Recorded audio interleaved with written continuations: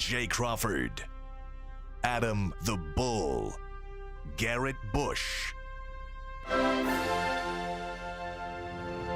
and so many big names, it would take me hours to say all of their names.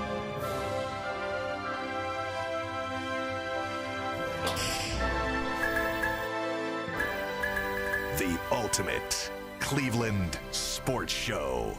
Booyah! The Browns have a defensive coordinator. How about that? Look at that. Now we all get to pretend And that it's he not was our Sean top choice. Desai. No. What did you say? Go ahead and say that again. I said we all get to pretend he was our top choice. That's what happens. Every time the Browns hire Say that somebody, again. we're like, yeah, he's the guy. Got I our wanted. man. We got Absolutely. we got- well, he was in everybody's top two. At least most Right. of the folks that I people, talked yeah. to. I mean, he's got a ton of experience. I know Yesterday- Jason's heard great stuff from people that cover We all him. went to bed last night thinking that it was going to be Desai. And we woke up this morning and was like, I guess not. Did we think it was all going to be I read 2 or 3 pieces. One from, I think, Sports Illustrated. I think Mary Kay wrote a piece. Yeah. Sounds like the interview went well and they expect an offer Well, soon. it I always think they goes just got well. misinformation, probably. It always Yeah. goes. It depends who you talk to. If it's the agent of the candidate, they always say we're expecting an offer soon. Like Yeah. it depends. I mean, who we you're never know the talking to. source because it was, of course, unnamed sources. But And this is always funny. I've never heard somebody on the day of a hire say it's a horrible hire. Everybody was like, he was the man all along. Yeah. They got their guy. It don't matter if they had a contract on the table for somebody else. Right. Jim Schwartz all along was really who they wanted to get. let's do it this way. Yeah. I mean, if you're giving this hire a thumbs up or thumbs down based on what we know, I Yeah. think this is a unanimous thumbs up, isn't it? Sure. Yeah. Can anybody No say doubt. no? No, it's a thumbs up. I was trying to text some people this morning who've been around the league for a long time who said he is elite. Like he is an elite coordinator. He stops the run. That's what he does. And Yes. obviously that's what the Browns need. And if you want to start connecting dots, he was one of the candidates. He wasn't a finalist, but he was one of the candidates that the Browns liked in 2020 as the head coach Kevin job. for the Kevin Kevin was job. hired. And that was before Barry was here. Right. So he spent a year with Andrew in Philly, but obviously Paul DiPodesta likes him because that's who would have been making that call in 2020. So for him to be on that coaches list in 2020 tells you at the very top they've had their eye on him for His quite some time. pedigree is sparkling, really, when you consider the fact he's got a Super Bowl under his belt. He Won a helped Super the Bowl as a Philadelphia coordinator. Eagles win Super Bowl 52, I believe, when the Eagles beat the Patriots. In Minnesota. That's what I look for. I look for some sort of winning pedigree. Yeah. And his defenses have been largely very, very good wherever he's been. If you look at some of the DVOA, which is a very popular Yes. advanced analytics, Especially now. Yes, you look at in his years as either a head coach or a DC, which I believe is 10 total years. I think maybe 12. I think 12. I think it's 12. 10 of those 12 years, he was top half of the league. Yeah. 6 of the 12 years, he was top 10. So, like, he's had his only really terrible year was his first year in Detroit when he was the head coach his first year there. Well, he inherited a bad team, yes, too. and his only 2 really bad defenses were both in He was Detroit. 29-51 as a Yeah, head he didn't coach. do a good job as a head Made coach. the playoffs one year, lost Yeah. in the first round. Right. Essentially, when you try to dig into who this guy is and what he does, he likes to stop the run. Typically, he's done it with all-pro caliber interior defensive linemen. That's what I find very, very interesting because this cupboard is bare. Yeah. So what it tells me is the Browns front office has recognized that they made a colossal swing and miss coming into this season with no name defensive interior defensive linemen. And I'm sure that with Schwartz coming, that's going to be a major area of upgrade. I would go so far as to say I think the organization with this move has recognized that is the single biggest area of need. Agree? I said it all year. Fix the defensive tackles. You're going to fix most of the issues. Now, Bull, I think you're thinking wide receiver, aren't you? Well, I still think in the grand scheme of things for the team that wide receiver is the most important thing, but I think defensive tackle is a close second for me. And I would say yes. I mean, obviously they're going to upgrade the talent there. I would also say that hopefully, because you're not going to replace every single defensive tackle on the roster. No. Right? I would think that hopefully Jim Schwartz will see something in at least 1 or 2 of the guys they currently have Jordan Elliott and get more out of them. Jordan Elliott and Perrion Winfrey are going to be right. there next year. Right. You're not going to get 5 new defensive tackles. Yeah. But yeah, you at least need 2 new guys. Man, Yeah. Jordan, I'm going to tell you right now. They drafted him. Jordan Elliott was horrible his first 2 years. Well, he doesn't have to be a starter next year necessarily. He's going to be on the team. He was in the 20s. I'd be surprised if he. The 20s? The 20 percentile. Like, he's the 130th best tackle. Yeah. He has to show something. I mean, I get the fact that they can't replace everybody. Yeah. I think Tommy Togiai is gone. Definitely he won't be back. gone. I don't even think that's a decision, is it? I think Taven Bryan's gone. Well, he's a free agent. He was That a was one-year free agent So signing. he's gone. So you got They need new starters. They need new starters on Absolutely. defense. Yeah. Now, I think we talked about Daron Payne with Washington. Again, I assume he's going to be franchise tagged, but I think, I know the Browns can't just go bananas spending money this offseason, but I was reading an article this weekend about how the Browns could save $50 million in cap space without cutting a single player. There's ways around these things, and if he becomes a free agent, that guy's a game changer on defense, and that would be the guy to lead the way. Again, he may be franchise I think tagged, Washington's going to franchise. probably, but I would. I'm not sure who else they have as free agents. Maybe whatever their philosophy is, franchise tag a defensive tackle. I don't know. But if he goes out there, that should be the number one target because he is a game changer for them in the run Jason, defense. do we know where in the organization, who was the pivot point that decided that they had some really good interior defensive linemen 3 and 4 years ago, and they let them walk? Do we know?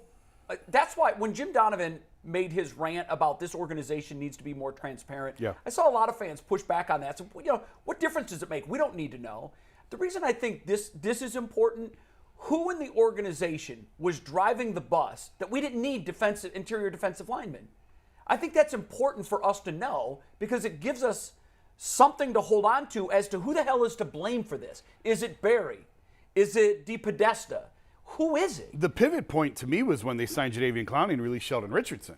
Yeah, but who was the one that was making that decision? Well, Paul DePodesta was here when they brought in Sheldon Richardson, when they brought in Larry Ogunjobi. So if you want to point to one person, I guess you would point he to was Andrew also Barry. here when they let them get away. Right, but I'm guessing you would point to Barry, but I don't know if that's fair or not. I really don't know. Let's so be I fair, shouldn't though. say. Sheldon Richardson's old and Larry Ogunjobi is highly overrated.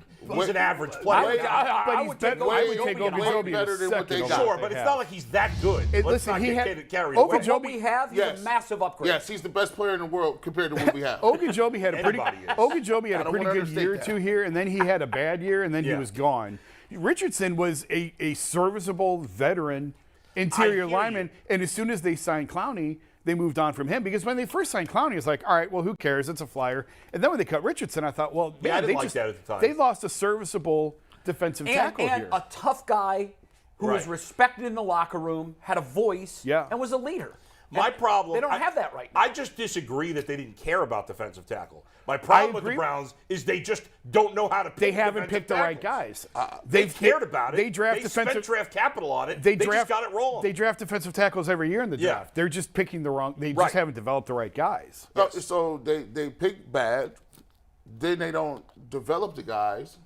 Well, and yeah. then- I think the beef is more their ability to recognize talent at defensive tackle and their ability to coach talent at defensive tackle. Or the ability, That's the problem. or the abilities. I think there's a lot of things that need to be said.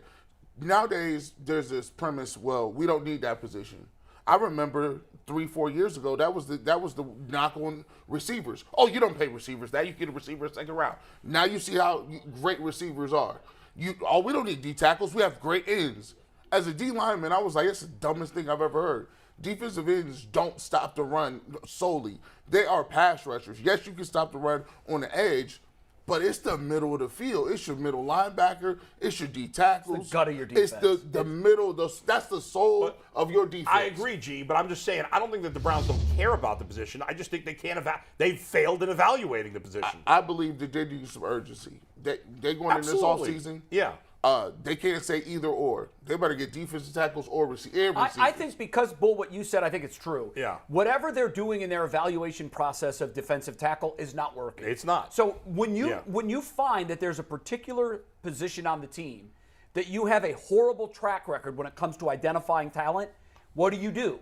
You go out and identify talent that's already broken through. Right. And that's the free agent market. They've got to go out and get a big-name defensive tackle free agent. Don't draft one. I agree. Your track record's horrible. Usually the best players like that are not available. Maybe some older veterans. One or two a year tend to come up. Sure. I agree with that. You got to get in on it. But I would say is another thing you do when you're getting it wrong is hire a guy who's gotten it right at that position and let him help you pick the guys. I'm glad you went there. So let me ask you this, chicken or egg? Because wherever he has been as a DC, even as a head coach, he's had these guys. He's had guys who were all pro defensive tackles multiple times. So my question is this. Is that just happenstance? He was going to teams that already had that position? Yeah. Or is he turning guys that are good at that position into elite talent? I think that's a great question. I don't remember the timeline of like when he started with Albert Ainsworth. In fairness, he wasn't the DC, and Jeffrey Simmons is mentioned there last. He wasn't the DC in Tennessee, so I don't know if we can give him credit for that. No, he's a special assistant. He was like a consultant. He was like their Yoda, as the way it was described by something you were reading about Jim Schwartz's I was talking role. to people in Tennessee. He wasn't really involved in the on-field coaching in Tennessee. It was kind of a sensitive situation because they have a DC in place. Sure. He's beloved in that city from his time there, and the Titans were just sort of sensitive to his role. And he's coming back in 2023. The DC that was already there. Yeah. So he's coming back as the DC. So it was a little sensitive to just what he was doing, but he was certainly a valuable piece to what the Titans have done. Right. It was just the logistics, the visuals, and the optics. Gee, you know the position. Do you think that this is a case where he just was making these guys who were already good elite, or was it just happenstance that everywhere he went happened to have a great defensive interior lineman? If McNuggets could look this up, I think everybody that's on that list was a first-round pick. I think everybody on that list from McGave that were Pro Bowlers might have been high first-round picks. So when you got high first-round picks on your staff and you got high first-round picks on the defensive line, you should already be starting with a very nice skill set to work with. Then it comes putting them in a certain scheme. What you learn from all those guys are aggressive up the field pass guys. They'll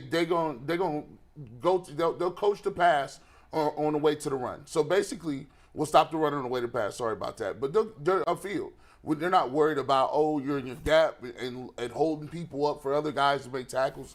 They're disruptive. They're in the backfield.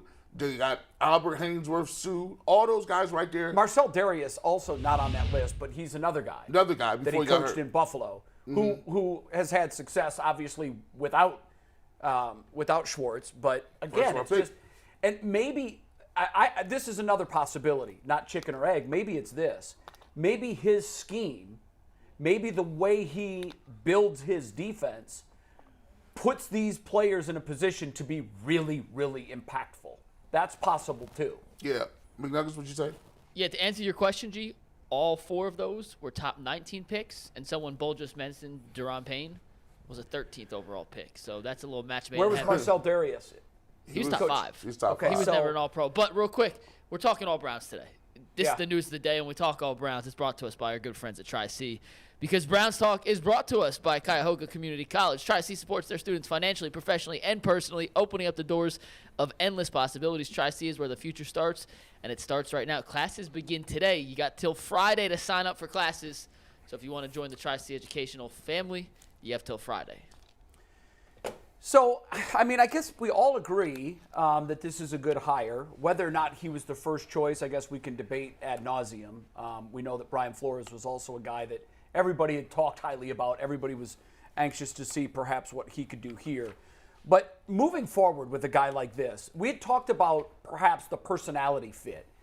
Is this, we know what his personality is. I remember when he first came into the league in Detroit, there were some issues that opposing coaches had with the way his guys did things late in games that were already decided. I don't know if you guys remember that, but they were, typically it's almost, you called this season a gentleman's punt. Yeah. We often see that at the end of football games. I hate that. When it's over and guys are just kind of standing up and they're tapping the quarterback and the play's over.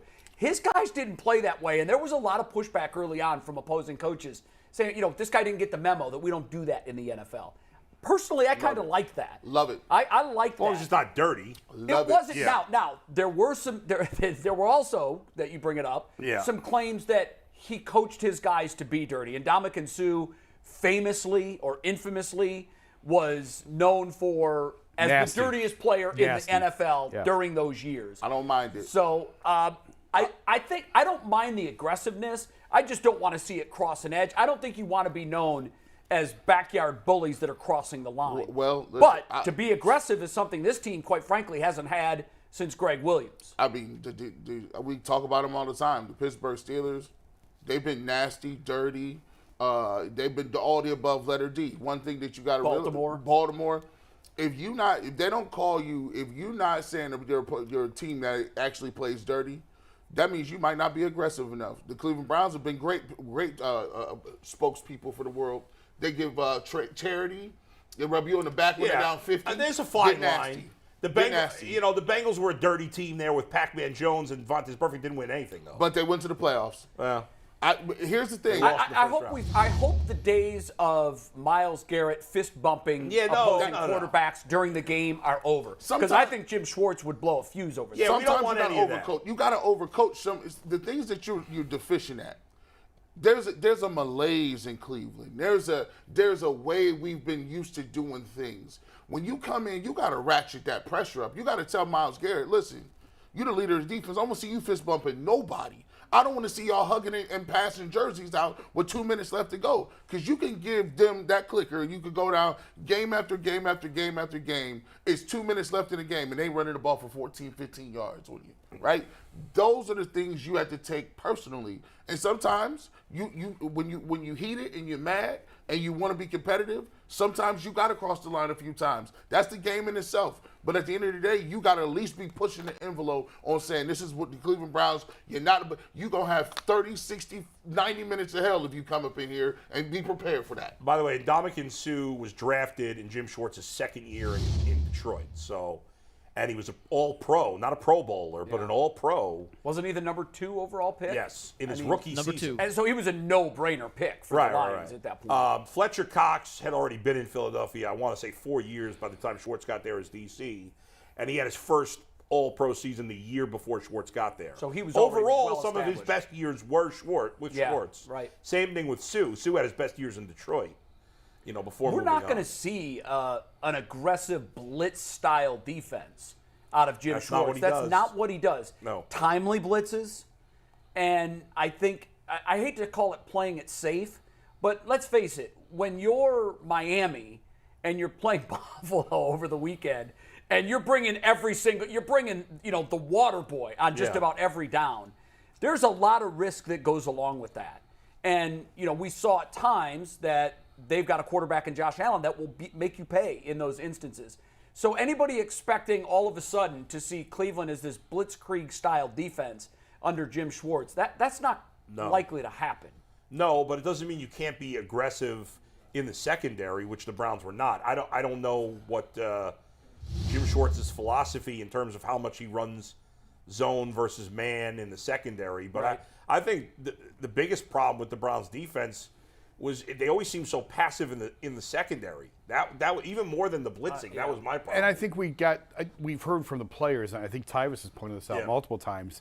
They just got to the point where they were overthinking a little bit too much with some of the schemes and some of the things that were asked of them in terms of some of the reads. Where when they simplified things toward the end of the season, is when guys like Grant Delpit started to make more plays. So just something to keep in mind. One of the things I wanted to do with you guys this morning was to sort of just put yourself in the shoes of Jim Schwartz. He's walking into the building in Berea, and they hand him the defensive roster. Yeah. And he's looking at it. I only have one name, probably 2, because contractually there's nothing you can do with Denzel. But as I'm looking at what I'm inheriting, the guys that I'm really excited about is 1, Myles Garrett. Aside from that, what is he going through now in this roster evaluation in terms of if he had to immediately put a check next to each guy, he's definitely coming back. How many guys in your mind get that check? I'd be more than you think. Yeah, I'd be thrilled with the corners I have. I know the 2 veteran. I mean, Greg Newsom's only in his second year. Neither one of those guys had great years, but I think there's a ton of talent at corner. I just think it was misused. I've seen a lot of metrics after the season that Newsom had a better year than you think. Yes, that's true too. Has Newsom had an NFL interception? No. No. That's troubling. Well, sure. And That's really troubling. But Martin Emerson played at an elite level. Emerson was a huge So success. if you're going to believe that you're going to get what Denzel Ward can give you, Denzel was great over the second half of the season. Newsome as a third corner, I'm okay with that. No, he doesn't have an interception. He had to move positions to the slot corner this year. So if you give me those three guys in the secondary, it allows you to be more aggressive. Who up else front. gets a check? Obviously Miles Garrett, Miles. but is there anybody else? Is there a linebacker that you're excited about? JOK. They're gonna give him I a still check. think JOK. I do. There's You know potential why there. they're gonna give him a check? One of the reasons that I was so hot at this last coaching regime, and DePuel says it, they didn't coach anybody up. I don't know what they were teaching. Usually, you could turn the tape on and say, okay, this is what they teaching them. This is their fundamentals. What do they want them to take on blockers, run around blockers? They want them to set the edge, have leverage. They're building blocks. They do it. You can see what their scheme is. When you watch JOK, it just looked like they just said, okay, JOK, you're fast, go run around. There's no scheme, no purpose. No. Sometimes DeQuell was like, I don't know what he's running. Why is he doing that? I think this coaching staff will strip it down, and they'll go back to fundamentals. Because what they're gonna do, they're gonna run wide 9. That's exactly what they're gonna do. Yep. And the reason you run wide 9 is this. Explain that for those who don't know. The defensive ends are out very far. Usually, defensive end is, if you say 7. Right, 7 is outside of the tackles. 9 is another step outside. Right. So your linebackers are generally in the middle of the field, and your ends are going to be outside rushing upfield. Didn't we see a little of that this year? We not, saw not often, but we saw a little bit of it. But the thing is, your defensive tackles have to be good. They have to be stout. They have to be threats as pass rushers. And what it does is you can't run zone on that. right. If you go back and watch Eagles tape against the Cleveland Browns, you can't run on that. You just because the defensive ends are already out there, so you have to run all inside games. Plus, it gives you another opportunity to get upfield and make tackles. My thing is, I don't know who the middle linebacker is going to be because that's a very important position. Yeah, I mean, G, let me ask you a question real quick. And Kenneth Yablowski sent us a super chat, said, I'm going to love the wide 9s right before you started talking about that. So me and Kenneth are on the same page. Mm-hmm. We kind of saw, as Jay mentioned, we kind of saw some wide 9s. And if they don't fix the defensive tackles or middle linebacker situation, that's going to be a disaster. We're going to see Atlanta obviously all over, right? they're going to attempt to do that this offseason, though. But I'm just saying, philosophically speaking, and I do agree that's going to be the first thing they address, a lot of the stuff Schwartz wants to do doesn't work unless they find the right guys in the middle to plug up and ensure the fact that they won't get just Which is why I'm run on so down excited the middle. about this hire. This hire, to me, aside from getting a coach with pedigree, this hire tells me in all bold caps, the Browns knew that they absolutely screwed up last year and they are going to address it. Yeah. You're bringing a guy like Schwartz in and you're saying to the world, this is the guy who's best at what we sucked at. And we're going to address the personnel situation, too, which is what we want as fans. They need 3 new starters on defense. They need 2 defensive tackles and a middle linebacker. That's a lot. That's a lot. Yeah, That's a lot. Walker's a free agent, correct? Yeah. Do you bring him back, Jay? It's probably I think up you to need Jim. an upgrade and a guy who's reliable. I've talked to players on that defense who felt like they need a thumper. Yeah. Like they need a thumper at linebacker that they don't have I'll right take now. that. Reggie Ragland or Anthony Walker? You get to bring one back. Who are you taking? No, Anthony Oh, Walker. I don't think that's even a. They need their Logan Wilson. That's what the Browns need to get. They need that kind of player. Yeah. They need 3 guys in the middle linebacker, the defensive tackles. The secondary's fine. Grant Delpit showed progress, I thought, at the end of the year. Brady's gone, right? He's a free agent. He's Yeah. I didn't even know he played. Yeah, Yeah, but I mean, they got 3. he's gone with the wind. I mean, I'm okay with their secondary. Well, frankly, they need another defensive end too.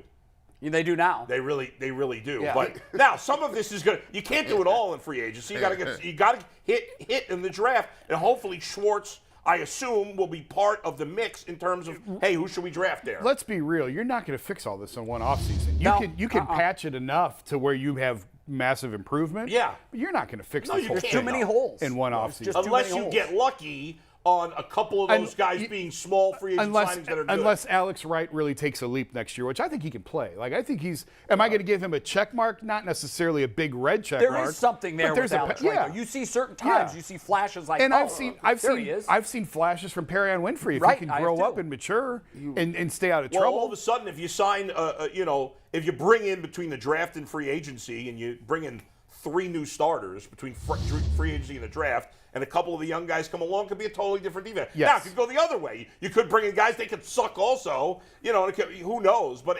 you're not likely to go from being terrible to great at all of those spots in 1 year. That's why I always caution new coaches. Last year at this time, we were sitting there talking. We said, listen, you need to get you some defensive tackles. When you don't get them, and you say, oh, we'd be all right, when you're trying to start these young players and they don't pan out, now you get to a press year. It's 4th year. And we all agree. I don't know if you guys agree, but this it. You now at your doorstep. If you don't do nothing this year, you starting over. So how it's a nervous feeling for me to be like, we on the chopping block, but we got to find 3 new starters, including 2 D tackles, and we got to do it in one off season. And like you said, it's not possible. You can't. They don't even got the draft capital to do anything like that. Right, and Stefanski's in that make it or break it year, and for him, there's a sense of urgency. He may not have 2 years, 2 off seasons to bring in the personnel. It's imperative, I think, more than anything else, and this is the part of the building that I think is most under my microscope. It's your talent acquisition team, and that would include Barry, that would include DePodesta. What role in it Kevin plays, I don't know. I'm sure he has a voice, but to me, your talent acquisition team is made up of DePodesta and Barry. Those guys, I know we talk about Kevin being on the clock. For me, Kevin's just making the meal on Sunday. The groceries are purchased by the talent acquisition team in the offseason. Right. They're the ones that are under my microscope. And because I don't know who has the most power, I'm going to lump them both together. Yeah. And so if we don't have a marked improvement on first-year players for the Browns next year, the DePodesta-Barry experiment is over, in my mind.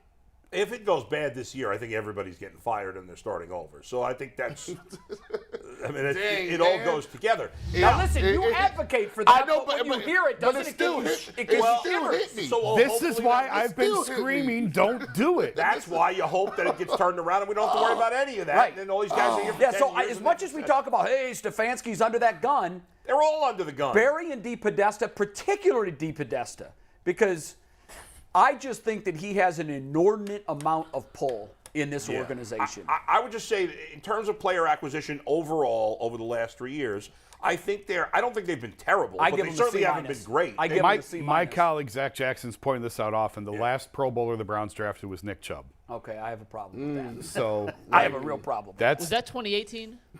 That was Dorsey. That was the Dorsey draft. So it would have been, it would have been 2018. It was the Baker draft. So the Barry crew hasn't drafted a Pro Bowler. Your best players are from Dorsey. But Wyatt Teller was a Dorsey trade. Yeah. Batonio was way back, obviously. Miles was pre before this Dorsey. regime. So this regime has not drafted a Pro Miles Bowler. was Miles Garrett Dorsey? Or was he I think before- Miles was Dorsey's first year, No. wasn't he? Or no? Baker was Dorsey. Oh, Right. that was his first year. It's so sad that we have to do this. I know it is. You know what? No other team has to run through their Rolodex of GMs, coaches. Yeah. I mean, it's just No, not. Miles it's not. predates Dorsey. So let me ask you guys this, Denzel because this was is Dorsey. this Denzel is was where Dorsey. this is where the rubber meets the road. Is anybody sitting here safely feeling like, oh, this is the move that puts the Browns into the playoffs There's next 2 year? things that concern me about this move. One, all the anti-analytics people like it. That makes me nervous because they're generally dumb. I like it even more then. Look, right? I like it even more then. Because the analytics crowd is losing cachet every day. Number two, I'm a little upset that Jim Schwartz, he's got the last name Schwartz, he should be Jewish. That's a Jewish last name. And he's not Jewish. And that concerns you. I went to Jew or not a Jew today, and it said Jim Schwartz was not a Wait, Jew. is there literally Apparently there is. I Googled. It's called Jew or not a Yes, Jew? I Googled, is Jim Schwartz Jewish? Because I was curious because it's a Jewish last name. Now let me ask you this: why would that make a difference for you? It doesn't. I'm kidding. But you would root yeah. for him more, But right? the- But No, you I'm said kidding. said you like Josh Rosen because you. Yeah, you did. Well, I wanted there to be one Jewish quarterback. But that's true. Like we got good representation in a lot of areas I care about, but we got nothing at quarterback. The last Jewish Look, you quarterback got was entertainment Jay locked Fiedler. down. Okay, you got entertainment locked He down. is the first person I've ever heard overtly stand up and say, listen, I'm a homer for the Jewish people. Yeah. like who does that? Like no one does that. You're the first person to do it. You know what though? Given Given their history, I'm okay with that. Paul, you're allowed to do that. In fact, I encourage you to do that. I'm joking that I don't really care that he's not Jewish, but I just think it was funny. But no, it does bother you that because he's not in the analytics bucket. He's not. No, but he's not in the anti-analytics bucket either. As well, far he as was I can part tell. of the Eagles organization, and they're very heavily analytics. Very based, heavily. So if it was going to be an analytics hire, it probably would have been Sean Desai. right. I would think so too. And the fact that Desai's pedigree, he's got his doctorate from Temple. He's got his master's from Columbia. His undergrad from BU. I mean, this guy. When I saw his resume, even before I heard the interview went well, I go, "Oh, there's their guy. Right there, what you He's mean? one of them. Hey, you see He's him an walk- Ivy Leaguer." People were sending me clips about him. He's like, man, this guy's really sharp. I think when you break down this hire, you got the first bucket of people, right? If it was the analytics, it'd be like, ooh, the people that they really wanted to hire. If they made the playoffs, they was gonna hire him if they needed a new coordinator because they had some more time. Yeah. So this could go bad or good. Yeah, so they you're could right. take him. Yeah, you're That's true. absolutely right. The splash was your boy Flores. Flores. Yeah. But here's what they thought. Well, you know what? If he come here and do well, he's out of here. He's a head coach next year, and we doing this all over again. I'm not sure I don't buy that's that true. they thought that. I mean, I think your boy Jeff Lloyd is lost on that. I've talked to folks that cover the NFL and have done it for a long time as a living that are fearful that Flores isn't getting it. That's exactly that's Not- where I'm not at. getting I it. said that on the show. I don't think he's ever getting. Yeah. Or That's head did coaching say that job. last week. That is very interesting. I to don't me. think you don't hire a guy because you're worried he's going to get another job next year. I No. think that's- No. You don't hire a guy because he's burning down your organization. Yes, right. that's it. That's so it. listen, that's a gentleman's blackball. Oh, listen, that happens all the time. Gentleman's blackball. That is a gentleman's They didn't really Kaepernick you, but they did hit you with the lead. Go down, you've been exiled a little bit. We'll get and now you're the new Rooney Rule, right? Gentleman's black. That's the high Rooney Rule, right? Like, cause he's actually qualified and can get the job. So they're like, you know what? We're gonna give you the best interviews of all time. We're gonna call you back and everything, and then go ahead and gentleman's blackball you. I thought his statements that obviously a head coaching job is more appealing. After his Browns interview. See, that's what I'm saying. If I'm making that hire, that turns me off right now. I'm just like, nope, he's not our guy. He's not our guy. looking to do something else. I think Schwartz was always their first choice. Yeah, I don't think you can be scared off by that because you want people that, if you're a healthy organization, you want people to grow and leave and then have someone ready to come 100%. up. Yeah. That's what the Guardians have done for That's years. true, but you also, because defensive coordinator is, I'll make this case, I think the defensive coordinator is the second most important person on the staff. Jay, real Because quick, he's so Jay, high is that up. This staff, or is that any football This staff? staff. in No, this this staff. Yeah, It's right. the second highest, most important doubt. position. To your point, I don't want to do this all over again next year. I don't want to go through this. This is painful. And his defense, Flores, is totally different from the rest of the. It is. So now you're making big adjustments. So we make adjustments. Go get the people. Now you gone. Now we got these people here, and it's like what? Yeah. But I agree with you, Jason. I whenever I speak to, when I've talked to like up and coming sports radio people or sports people in Cleveland, or whatever, anybody coming up, I'm always like, do your job as if you're trying to get a job in New York. Whether you want to work in Cleveland the rest of your life, do your job as if you're trying to get a job in New York.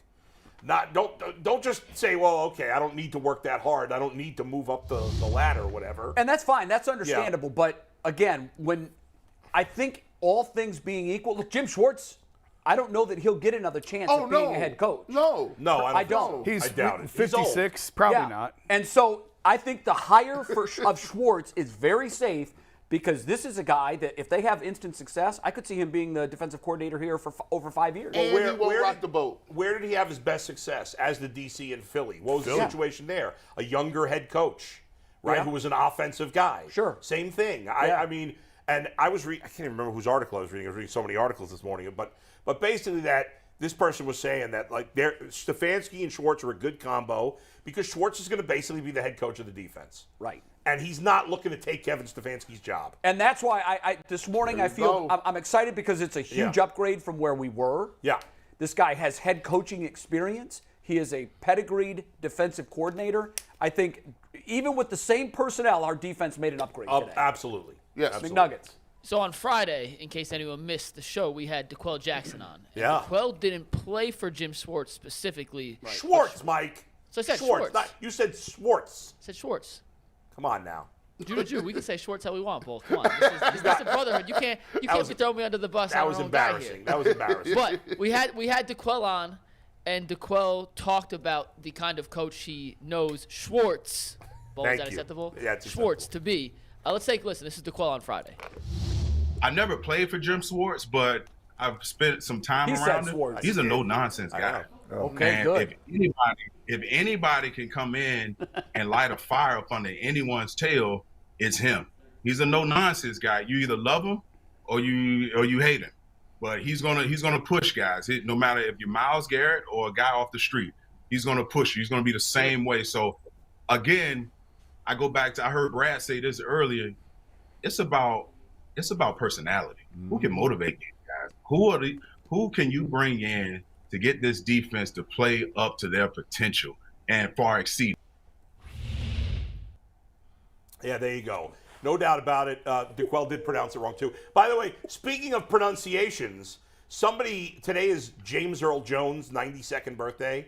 And I think we'd all agree that if you had to hire someone to narrate your life, you'd pick James Earl Jones. Without question. Is there any better choice? No. I mean, James Earl Jones, shout out to him because Yeah. people don't realize he was in Conan the Barbarian. He was. And he was kind of jacked. He was. He was on, I don't know what he Yeah. was on back then allegedly, but he was like. Well, he- Arnold was giving him some cocktails I said, before this the dude, shoot. James Earl Jones was out here. The only other guy put in the discussion is Morgan Freeman. But James Earl Jones is definitely number one. James he's so authoritative. But somebody, in honor of his 92nd birthday, I don't know who did this, but somebody tweeted out an old video from 40, 50 years ago of James Earl Jones doing the voice for a documentary about the Cuyahoga River. And in that documentary, he said Cuyahoga, No kidding. which means Wow. the He's powers got that the be authority- told him that. We might have to all change the way we say it. Well, if James says Cuyahoga, I got to it's go Cuyahoga. probably Cuyahoga. Look start how the changing. tables have turned. Yeah. Well, he's the authoritative voice of all. That's James Earl He Jones. is the voice of God. I wonder how much you would have to pay him to like do voiceovers.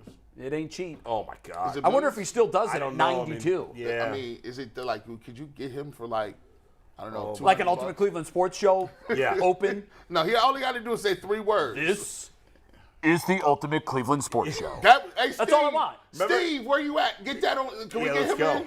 But remember, there was a movie. I don't remember the name of it, but there was a movie with Will Ferrell where he was like walking. That there was a woman narrating his whole life, like he turned up. Oh, yeah. I can't remember the name of the movie. It was, But like, can you imagine you're just walking around and James Earl Jones is narrating everything you're doing in your life? Does Frank Caliendo do a James Earl Jones? Can we get Frank Does to he? do I it? bet he does. He does everybody else. So Frank we is can so ju- good. Jay, we do you can know just Frank? get You know Frank. everybody. I do know Frank. Can we get Frank on? You know what? Let me give it a shot right now. All right, so while Jay's texting I Frank, will say he loves publicity, any kind of publicity. Tell him he he's does. While Jay's texting Frank, though, he did ask a question earlier. We didn't get a chance to answer because we got off on the Jew or not Jew, is Schwartz Jewish or not. G, I'll start with you. We'll go around the Yeah. horn. Does this Jim Schwartz hire make the Browns a playoff team next year? Like, is that just immediately by itself a boost? But not by itself. Not by itself. no. They have such gaping holes that they have to address. However, as I said, this morning I'm excited because I believe without changing any personnel on the defensive side of the football, their defense got better. So I like the premise with that. I think that they will actually be more fundamentally sound. They won't give up a bunch of missed assignments and 150 yards on the ground to no-name backs because they're not in their gaps. I think that'll help. But ultimately, it's going to come down to these defensive. What can they get? To me, it comes down to how creative Andrew Berry is this year. He's going to have to earn his money because he's going to have to use everything. He's going to have to use trades. He's going to have to draft well. He's going to have to go to free agency and spend some money. And he's going to have to hope some of his people that he drafted before develop for this to be a hit.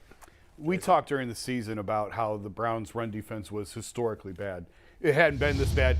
The The EPA of the rush defense was the worst in 25 years since they started keeping the stat.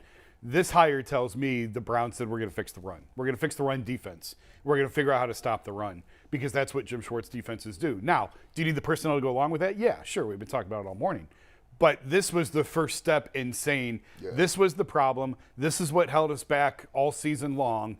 we have to fix this. He's the guy to fix it. Does Jim Schwartz, are the Browns a better football team today than they were yesterday? I believe they are. Are they definitely a playoff team? Of course not. That's absurd. There's no way they could definitely be a playoff team because I don't know what Deshaun Watson is. We can talk about the defense all we want. They can fix the run defense. They can play well. Deshaun Watson has to be Deshaun Watson, especially in the AFC.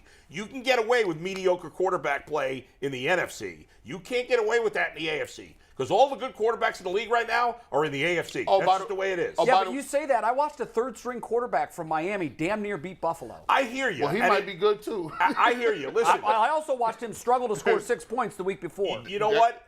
The Bills didn't play great. The Bengals didn't play great. In the end, good teams find a way to win in those games, even when they're not playing their best game. And look out for sunshine. All of a sudden, Trevor Lawrence is pulling up saying, what, I'm good now, too. The Bengals, Chiefs, and Bills are good. You know, barring catastrophic injuries, are probably going to be in the playoffs every year. All these quarterbacks are under 26 years old. Yes. Whoever would have guessed in September the Dolphins and Jaguars would be playoff teams this year? They were on nobody's list. No one. So it's impossible to sit here today and say who is and who's not a playoff team next year. It wouldn't be nearly as dramatic a leap for these Browns. No. Who we've all said the roster's there, the pieces. The Browns could definitely be a playoff team next year. Yes. I mean, they're not the Texans where you're like, there's no chance. I mean, listen, we've talked about it all year. Fall on the onside kick, don't throw the pick against the Chargers. There's 2 wins. But in the end, and right gets you in. But guys, in the end, it's going to come down to how good is Deshaun Watson. Yes, 100%. Right? Whether they're a playoff. If Absolutely. Deshaun Watson gets back to the guy he was in Houston, I think there's a good chance they're going to be a playoff team. Think about this. You got the best running back. Yeah. You got arguably the best defensive end. You got one of the best offensive linemen. I don't understand. It's crazy. Like, you got nice young. I think they got the best rookie. Well, your term of studs and duds, I think that's what this team has become. Unfortunately, the pieces that you have to accumulate to put around superstars to win championships, this team has woefully underachieved in that area. And that's what really concerns me about this talent acquisition group that they have. I think they've missed. Yeah, they haven't done a great job generally on the second and third tier caliber players. There's a lot of good first tier players. I mean, the Browns have 2 All-Pros, right? The rest of the division combined has 2 All-Pros. Right. So I get it. They have some really elite caliber players, but they have other spots where they've got zeros, and you can't afford that. You just can't have zeros at D tackle. Yeah. You just, even if they was 5s, right? Right. You could do something with 5s. Like, you could tell 5s, hey, just don't get blown off the ball. Stay right here. No tackles. You ain't got to take. Just don't get blown off the ball. And we got guys that not only don't make tackles, they get blown off the ball. You can't do anything. Now, I will say, I'm a firm believer that you get better the longer you do it. Yes. And if you look at the first draft under Andrew Berry and you look at this draft, or last year's draft, I think last year's draft could wind up being pretty good. You know, we'll go through the list again. Martin Emerson, we've already talked about him. He was a hit. Yep. Alex Wright, there's something there. We need to see more. David Bell, disappointed. I expected more out of him this year. Too. Disappointment, but not ready to give up on him. Perrion Winfrey, needs some growing up to do. There's potential. Cade York, it is what it is. Jerome Ford, we're going to get a big look at next year. Yeah. And by the way, I would already put Jerome Ford in the hit category. I'm not ready to do that. We need to see more. Here's why. We didn't get to see him in his primary position. I saw enough from him as a return man to know that he can run the football. We also saw it in the preseason. Yeah. I think he's a hit. He's a hit who as just a didn't get an special opportunity teamer. to show. That's why I'm disappointed. When it was clear that the Browns had no future with Kareem Hunt, what the hell? The season's over. These last 2 games, I'm disappointed we didn't see 15 carries a game with Ford. I agree. We don't know what he is now, and that's the Browns' fault. So, I mean, listen, I'm not ready to declare this rookie class is a game changer. Like any class a year out, there's a question mark behind it. Sure, but I think we've seen enough from some of these rookies to go, okay, I think there's something there we need to see more. That's fair. The class is a couple years back. I think you look at it and go, man, there's not a lot of hits Williams, there. look at their misses. I mean, my goodness, Greedy Williams. That wasn't this regime, though. No, I know, but that was Schwartz Dorsey. Schwartz is this regime. Yeah. So, you know, and I could go through the other years too and find guys that haven't worked out. And you know what? In fairness, a year or 2 from now, we may look back at this class and go, nope, bunch of misses there too. It's so hard to say this early. I'm just saying, I think the longer you're in a role, the first time, when you're a rookie GM and you're going through a draft for the first time, you're going to make mistakes. And then hopefully in year 2, you're better. By now, there are no more excuses. You should be able to know how to identify talent, know what you're looking for, and go out and get those guys. Ultimately, this regime is going to be graded based on what happens with Deshaun Watson. By the way, because it was an all-in move. It was an all-in move, yes. I'm just throwing this out here. McNuggets, I don't know if the stats department got this. What's up? I got you, G. We know we need a receiver. Guy that just popped into my head, one Calvin Ridley. He got thrown out for the traded. He's on the Jaguars traded for him this year. Yeah. Son of a, they got him too. Yep. Yeah, Sunshine's got Calvin Ridley This this year. guy, they cheating, bro. This what I'm this. Yeah, that trade was kind of under the radar at the trade deadline. They snuck him in, and they got these other receivers. This is crazy. Yeah, they got Zay Jones. Oh, they kind of listen. That's why I be mad. People talk about 1 year. Hey man, we got to change the culture. This dude came down there and made some trades, and Peterson is now like the Jaguars were was good. Disaster under Urban Meyer. Oh, and it was disaster. Like horrible. Now they did this good. Well, they also play in a pretty lousy division. Yes. So that's and had Trevor Lawrence for a full season. Yeah. And also worth pointing out, I guess the Athletics reporting that Brandon Staley's going back. He's going to stay with the Chargers for 1 more year. Fired the OC today, fired their passing game coordinator, but Brandon Staley, local boy, is going to get 1 more year. I with the Chargers. think that's a mistake. I'm surprised. I thought he'd be fired. fired. It's all on Staley to me. I thought he'd be fired after that playoff Staley. loss. How did he stick around, bro? It's unbelievable. Because his decision last year at the last game of the regular season cost them a playoff berth, and this year, I'm sorry. 27? I don't know that I've ever seen a team, maybe Atlanta in the Super Bowl, but he took his foot off. He didn't take his foot off the gas. He got out of the car. Yeah. I don't know which is worse, that Jets loss or that loss. Because the Jets That's lost. the playoffs, though. But this is the playoffs. 27 to nothing. 27 rip. And amazingly, after the game, Herbert gave him a resounding vote of confidence. Like, this is my guy. I don't want to see him go. Man, that's amazing. Wow. My dad called me and said, hey, because he came to my house and we was like, we went and got something to eat. My mom and dad left. He could say, hey, did you know that the Jaguars won that game? I said, shut up, bro. We was like 27-0, bro. Yeah. And I turned it on. I turned SportsCenter on. By the way, that's a good thing about SportsCenter, right? Like, you can turn it on and rewind it. I turned SportsCenter on, and I just couldn't believe it. Like, how can you not get first downs? All you had to do was get a couple first downs. They didn't run the ball at all. They don't run. They didn't get a single first down in the fourth quarter. Yeah. And to your point, G, I talked to my dad on Sunday morning. Because what a terrible night of football. Like, no, it was fantastic. I go, what are you talking about, Daddy? I thought it was great. He goes, It was unbelievable. He didn't know realize He goes, that he they goes, lost. he was 27-0. I went to bed. I'm like, go on ESPN.com. And it's like, I think I missed something. I thought this weekend, I know it's been, marketed now as Super Wildcard Weekend.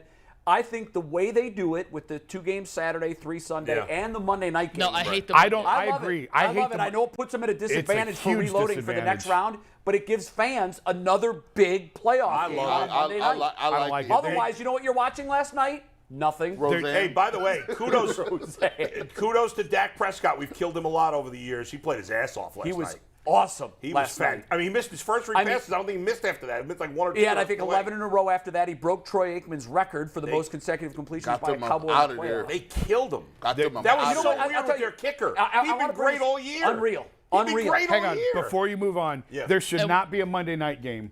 There should be. Why? Because they have to go they're from at a Tampa to disadvantage Dallas, now. and now they have to go to San Francisco on 2 days less rest. Than it's No, it's 1 day less. no. Sunday, The right? Niners played on Saturday. It's 2 days. Oh, you're saying the Niners? Oh, the Niners-Cowboys game is on Saturday? It's on Sunday.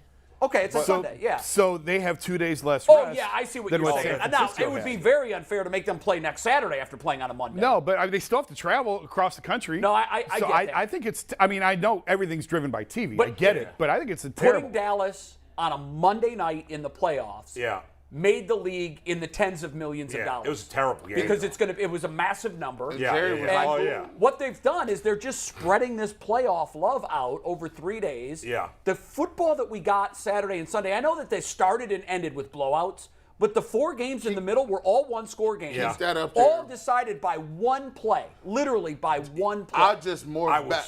I morphed back to my childhood. I'm looking at these division games. It's the NFC East. It's 1988. Yeah. That is. 1992. You're right. Like, this is all there was. Every single year. Matter of fact, all those teams play 5 times a piece on Monday Night Football. Yeah, right. I only thought there was those teams in the Browns. What it is in the NFC is it's you got the NFC East minus the Commanders versus the 49ers. Yeah. That's it. That's all that's left in the playoffs. It's amazing. Yeah. I don't know that it's ever happened that you've had 3 teams from one division. First time in the history of the NFL. I really feel like Dallas. By the way, I really feel like Dallas is going to beat. I have Dallas and San Francisco as my NFC Championship game because I thought the Vikings were going to win. Dallas is such an enigma. The week before, they couldn't get a first down. Yeah. They could not get a first down. So I don't know who they are. I tell you that Purdy kid, man. And we're gonna do a full after Aditi. We're gonna get into all the NFL chaos. Well, I ain't never seen that. We got like 10 it. minutes left in the Browns here, though. We're gonna get to all that. I want to say NFL one thing stuff. quickly about the Buccaneers. I think what the Buccaneers proved this year, more than anything else, out of all the things that I saw from the postseason, and the Chargers too, it is a referendum on this idea that you can just pass your way through the playoffs. Tom Brady threw the ball 66 times. But they've done that all year. I know they have. Yeah. But, as much as this is a passing league, and I thought Aikman and Joe Buck talked about this perfectly last night.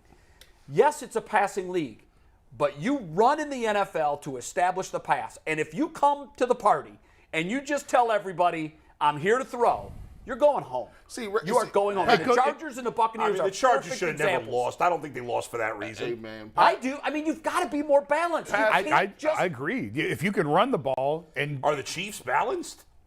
they can run it effectively. Yeah, absolutely. They The can Chiefs run, are a lot you more don't have to balanced be a than you think. run-dominant team, but you have to be able to run it effectively when you have to run it. And And the if the Chargers in the Chargers second could've run the half ball, just they're get a still couple playing. first downs. Just move the clock. But that, again, it goes back to that's why Jim Schwartz is here. Because Yes. the Browns believe in that too. You got to Clearly. stop the run when the other team is Passing- jamming it down your Passing throat. the ball is like radiation. In small doses, great. Take an X-ray. Whoo, small doses, right? Hey, 66 Yeah. passes. 66 Byron times Leftwich is going to Chernobyl. Byron Leftwich was Division. fired today. He got fired? Bucks OC. Yeah. He did get Well, fired. I mean, There's more as I'm coming. watching the game, and it was a dichotomy of their whole season was that way. We saw that when we Yeah, played yeah. against them. And- All they had to do against Cleveland is run the ball. And Tom Brady, Stayed too long. he's not. Tom Brady, by the way, I feel like on Twitter, everybody's like, Tom Brady's still great. It's not his fault at all, or Tom Brady sucks. When, as usual, in the middle. is in the middle. Yeah. Tom Brady's not the same player. He's That's 45. clear. He's But he's 45. still good enough. There's 10 teams that would Hey, love to have is he him going as to play starter. next year? I Yes or think no? Mikey's He's ready good to enough strangle to us start. because I think we're flipping the order here. Yeah, I know we are. We'll get back. This is We'll- good If we have conversation. more time, I would say let's get into it because there's no way we're doing it in 8 minutes, and we got a DD coming What, on Tom in 8 Brady? minutes. I'll do it in 3 minutes. Is he playing next year? Yes. Yes, but Oh, not yes, in Tampa. yes, yes. Not in Yeah. Tampa. I don't think he's in Tampa either. Yeah, he playing. Where's he playing? He'll force his way somewhere. I mean, if Oakland? So here's the choices. Las Vegas, sorry. Las Vegas. Yeah. And because obviously the Josh McDaniel tie. Jets. Tennessee needs a quarterback, I'm and not he and going. Mike Vrabel are very close. Yeah, but they got no skill position talent Don't besides matter. Henry. Besides Henry, But they that's got what no he lacked in receivers. He's Tampa not Bay. going with no Hey, receivers. Tom Brady can make receivers. And I still believe last night what we saw, Tom Brady missed a lot of passes that were wide open. Yeah. But last night was a perfect example of Dallas knew what they were going to do. They pinned their ears back, and they have the best game disruptor in the NFL. If you and look, Parsons was in his shorts If all I'm night Tom long. Brady, I'm going to the Jets. No.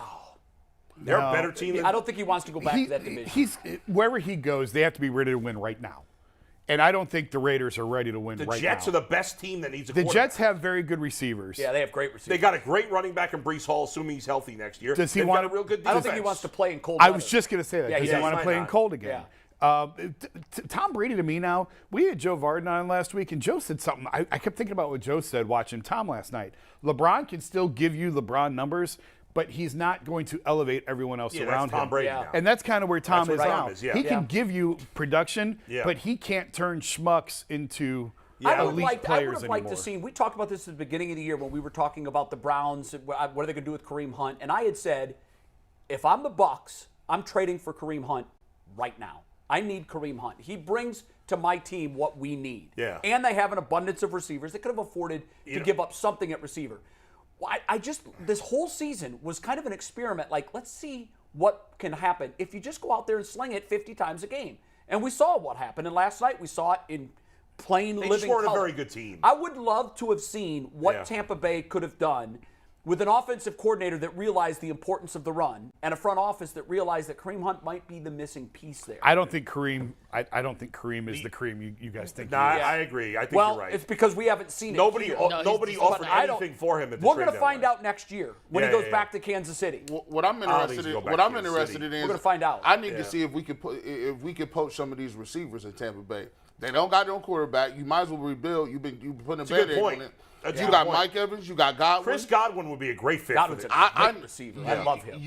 They need to go ahead and strip that down and stop playing around. So can you get one of those guys for something? Yeah, Sure, you could. Godwin's the guy I would go after. I would target I'd like him. to have Godwin on this. The list. other He's a little playoff small, games. though. Boy, they're Gage. Were you guys watching later? Did you turn it Yeah, off? no, I was I watching. shut it off. Yeah, that was scary. Yeah. I need the over. I was watching.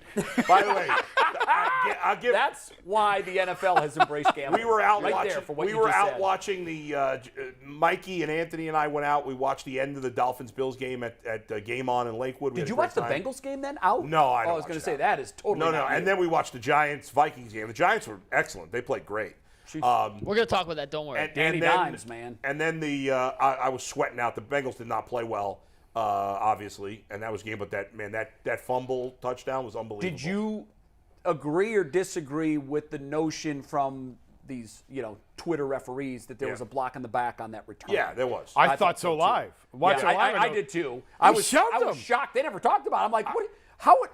Where is the flag? Yeah. What I didn't understand is the Bengals had 4 guys running with him. Why didn't one of them turn around before he got there and block him the Because right they way? could have. They had a convoy. But It you know was- what it are you was going to weird. do? Yes, I'm not one of these homers that can't admit when my call gets. Just like Giants fans were whining about that pass, about that hit in the head to Kirk Cousins. It was soft. But he hit him in the helmet. They call that every time. Every time. That was- Of course call it's it. soft, but that's the rule. Well, there was an offsides that was called against Bosa that I thought was incredibly tic-tac. His helmet was over the line. Yeah. His entire body was behind the line. Right.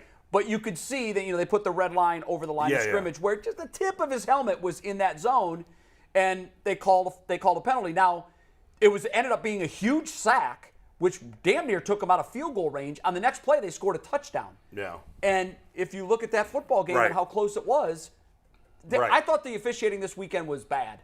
I did. It's always bad. in We the just, division rounds. again, I don't understand in 2023 why we don't have a replay official in every stadium at minimum for the playoffs to get the call. I don't want to hear about this is not reviewable. I got a guy watching the game with all the angles, and if in 30 seconds he could see a clear missed They were call, doing you that. correct it. They were doing that this weekend with that quick review right, thing. and they did it last year. But they only do it for things that are reviewable. I Right, think they should right. do it for everything. Oh, Are you well, gonna that start could doing it slow for it holding down. calls? That could What's slow that? Are you Are you everything going to start down. doing it for penalties and holding Yeah, calls? that could slow everything down. I would. Oh, 15 yeah, 5 hours seconds or less.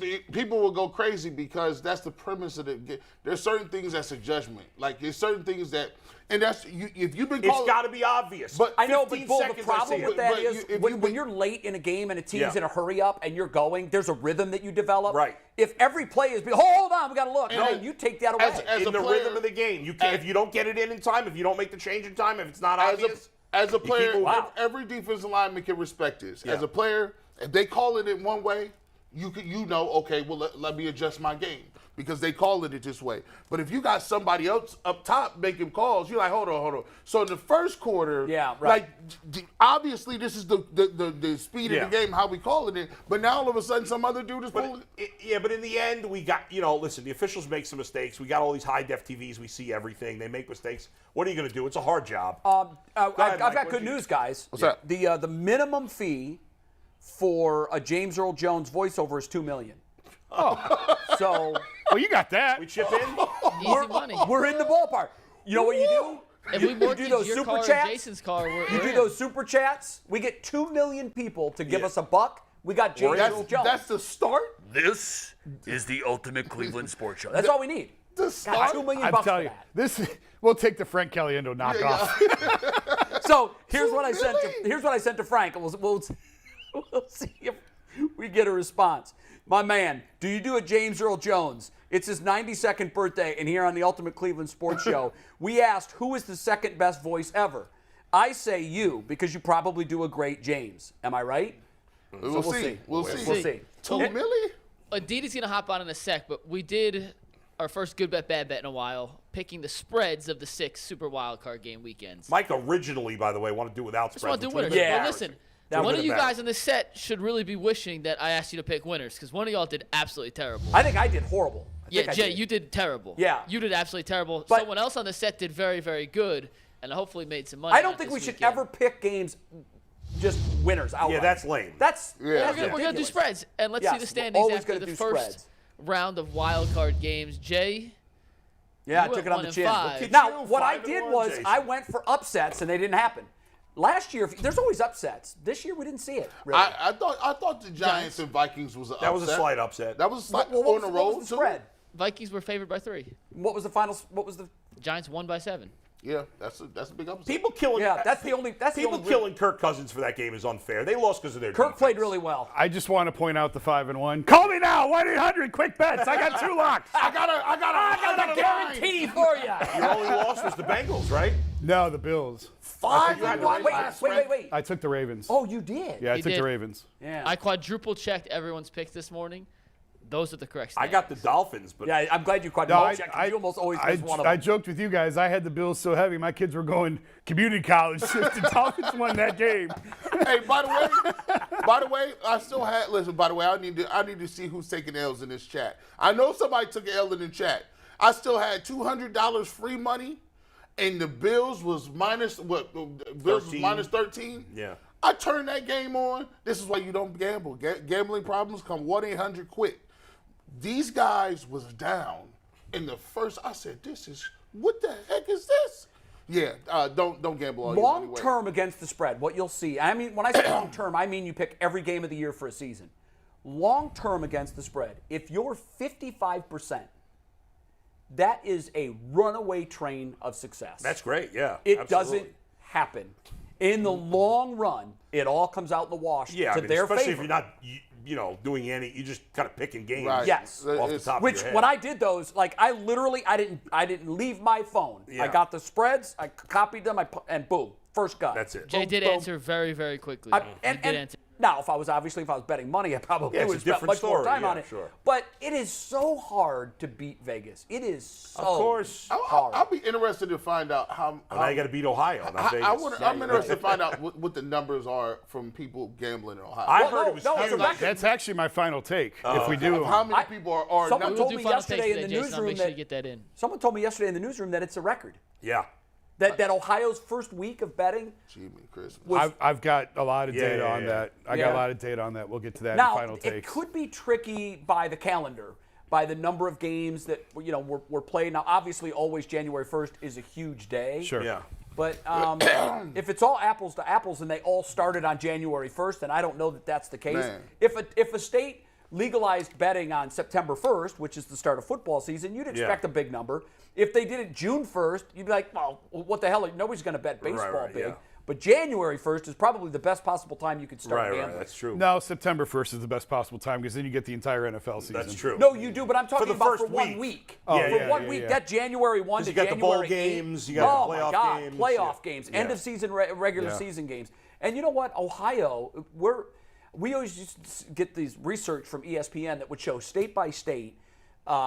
There's a metric that they use to categorize fans, and I'm using the wrong terminology, but one is diehard fan.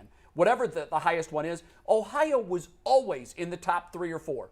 In terms of ESPN metrics views, Yeah. Ohio is always in the top 1, 2, or 3. Yeah. This state loves its sports, Yeah. and I know New York does too. Yeah. And there are a lot of other states that do, but man, for whatever reason, Especially football. Ohio is in.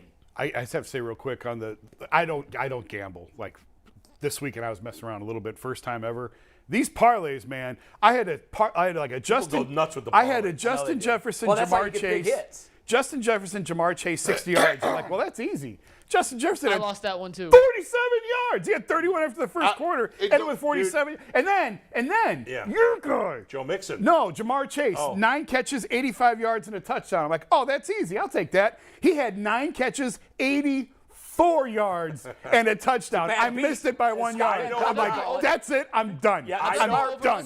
Smart. How about the over/under in the Bengals-Ravens game was 40.5? Yeah. At 41. Yeah, I Listen, know. Vegas I may have knows. put a They hefty bet on the know. under. Dude, I know a guy who lost a 10-team parlay because he was under on the Joe Mixon yards by 1 yard. Oh, wow. Lost a 10-team And what parlay. would that have paid? I don't know how Any much he would have idea? won. I'm I not know sure. a guy that won a 10-team in baseball. That's Yeah. all he bets. Right. He's a big seam head, and he knows it. And he hit a 10-team in June of this year that paid $33,000, and I think it was $1 bet. I'm pretty sure.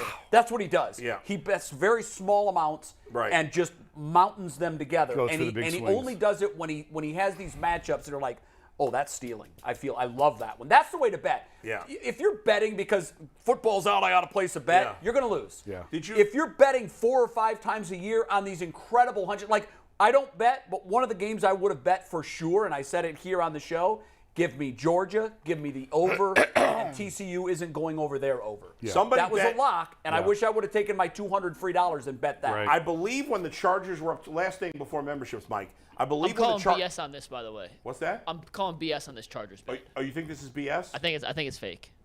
Oh, really? Then I won't bring it up then. Well, no, you can bring it up. There's no I- way. No one's betting 1.4 million will win 11,000. That's so. It was like, something. Yeah, supposedly somebody bet over $1 million when the Chargers were up 27-0 to win 11,000. Well, that person should have It had $1 sound- million in the first place. Yeah, I mean, I'm assuming that person's super wealthy, but like, what would be the point? Yeah.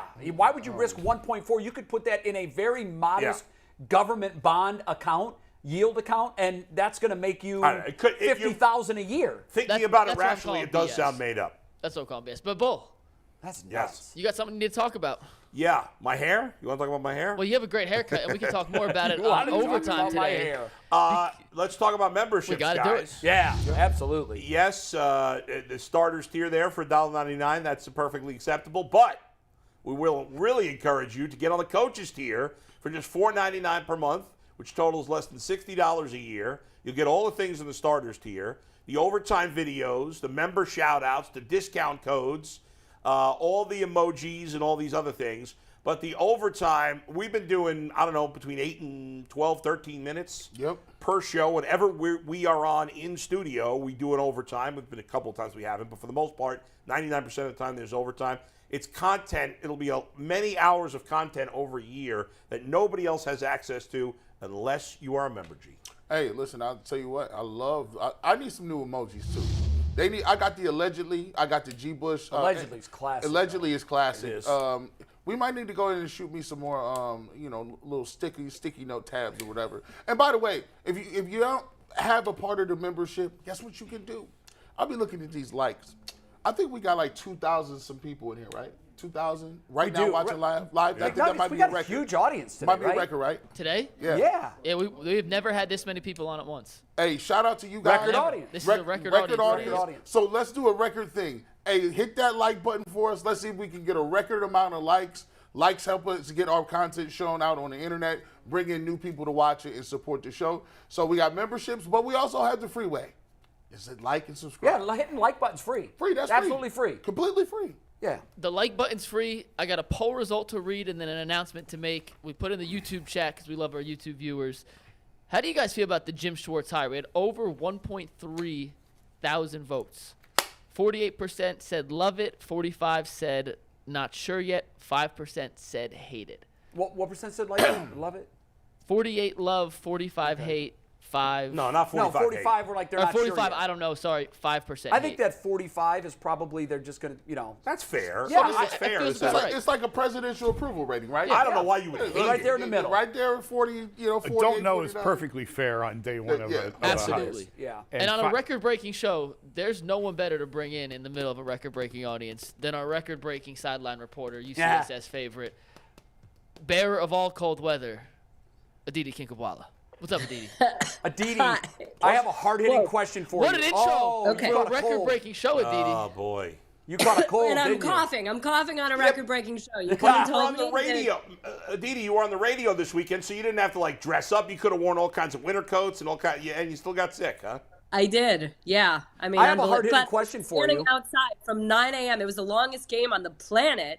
9 my a.m. God. till 5 p.m. in 25 degrees. And it's not the cold. It's obviously germs that give you a cough, not the cold. But I'm sure it weakens your immune system or does something to you.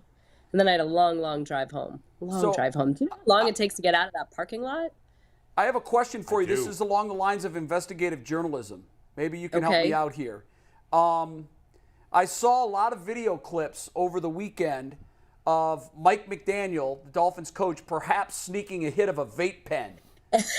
Is he vaping on the sidelines? America needs to know. Honestly, I have no idea. I did see one of those videos, and I was like, is he just like breathing into his hands, or is it something No. else? I don't know why he would hide it, though. Mikey, do you? Is that legal? I mean, would guys- imagine he's hiding it because We'll have it in 1 sec. I bet you the league has a rule against smoking on the sidelines, and that But you even though can it's you vaping, can chew on the sideline. Well, you can that's- chew. I mean, Josh Boyer is defensive coordinator. Right. Has a That's huge what I'm gonna say. yeah, but that's different. I Vrabel think does. I think the difference between, you remember when smoking was allowed, but you might remember this, but in Pittsburgh, here it is. Now watch. Here's where I think it's fake, because watch his lips here. Oh, he's.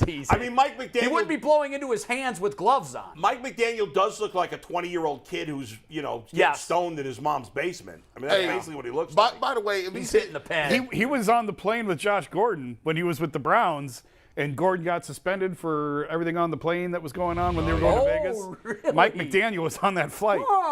Just throwing that out there. Connecting some dots here on the Ultimate Cleveland Sports Show. I'm not going to be a part of any of this No, rumor I know you're mongering not. speculation. I still like I to knew keep my Didi integrity had and some. credibility intact. You got some street in you. We don't talk. We don't know. We didn't see nothing. I'm not talking to the police. That's allegedly, Didi is from the streets. No, we Before, don't know. let's get your know thoughts I on was Jim looking at her. Schwartz, Aditi. This morning, the Browns hired Jim Schwartz as defensive coordinator.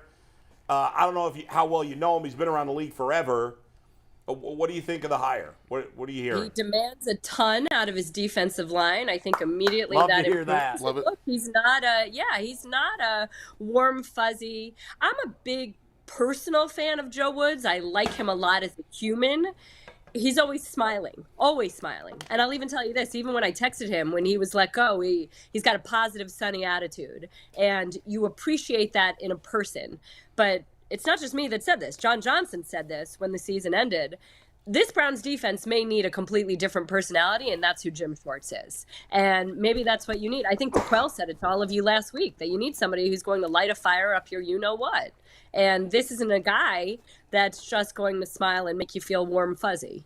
And we do know that he gets the most out of every defensive line that he has, which was obviously a major issue, if we could call it that, this year. Yeah, I'd say so. So tell us what we can expect to see out of the Browns defense next year. I mean, don't you think that anything better would be?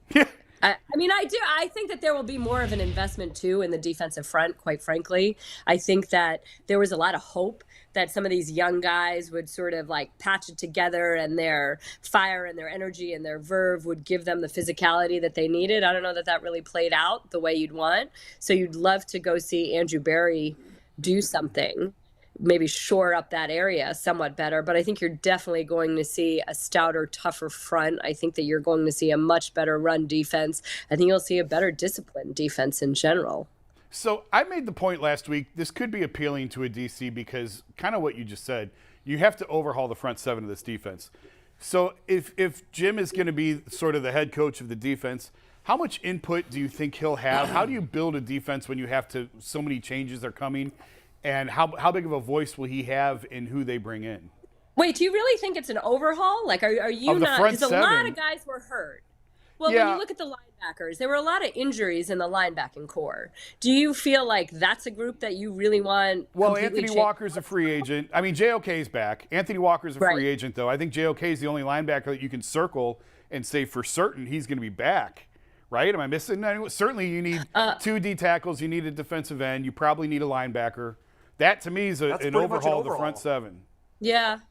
Well, I would expect that there is enough respect for Jim Schwartz, how long he's done it, how long he's been around, how much success he's had, that of course he's going to have input.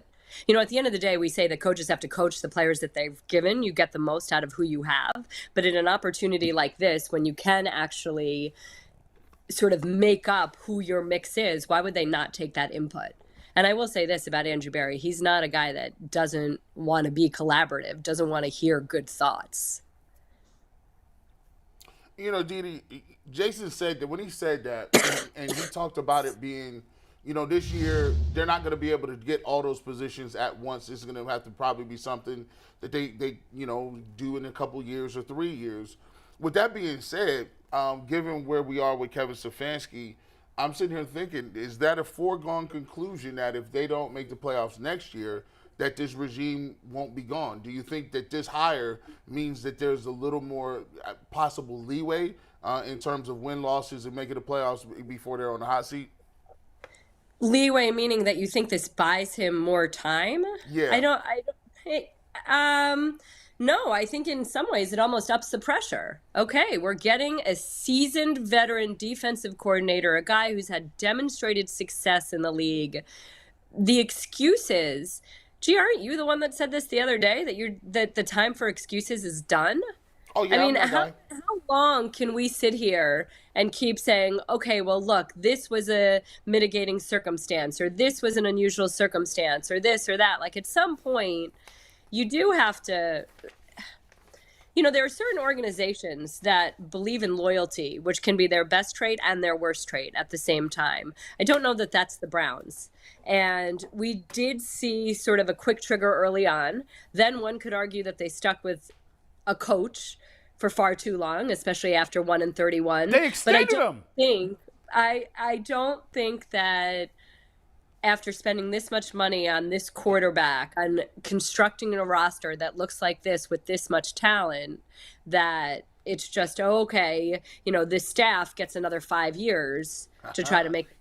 I mean, this is a team that's constructed to win right now. So this year is the year.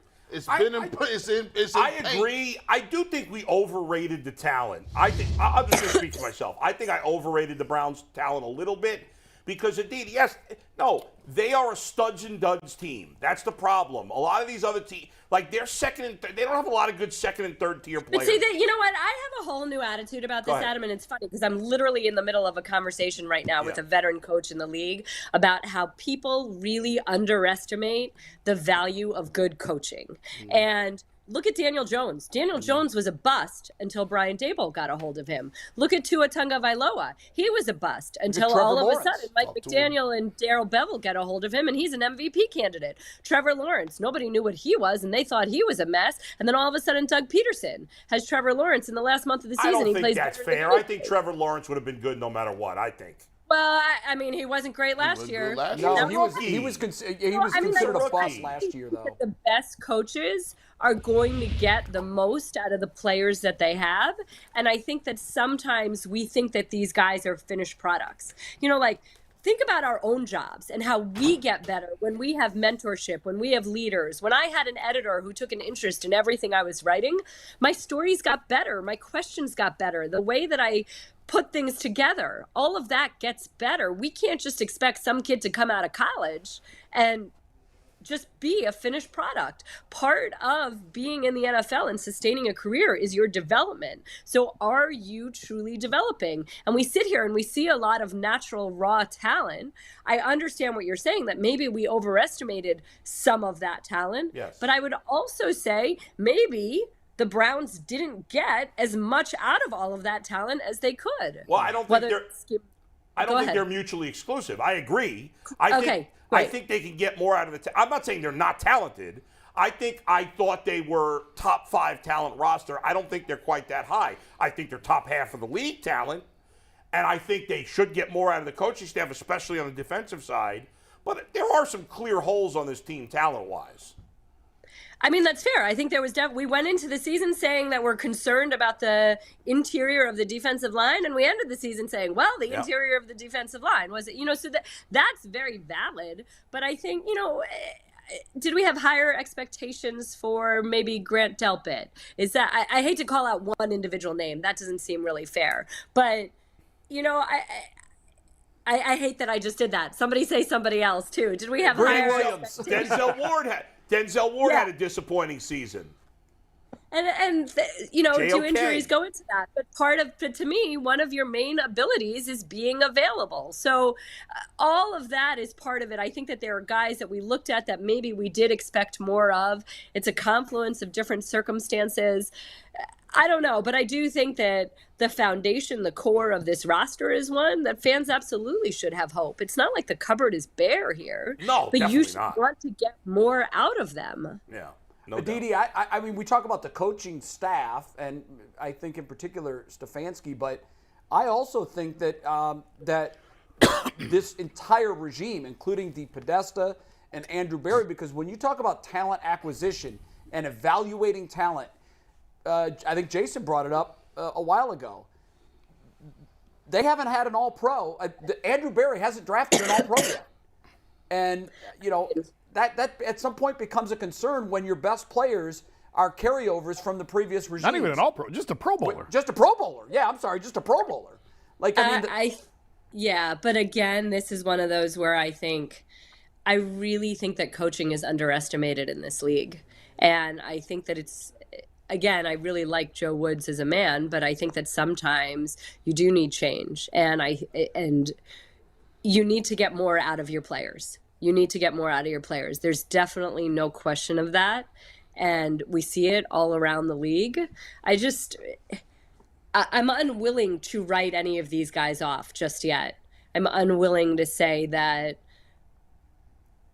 they're not otherworldly talents simply because I've just seen so many players take some time. And again, be the beneficiaries of good coaching. I hate that I'm saying this though, because Jason, do I sound defensive?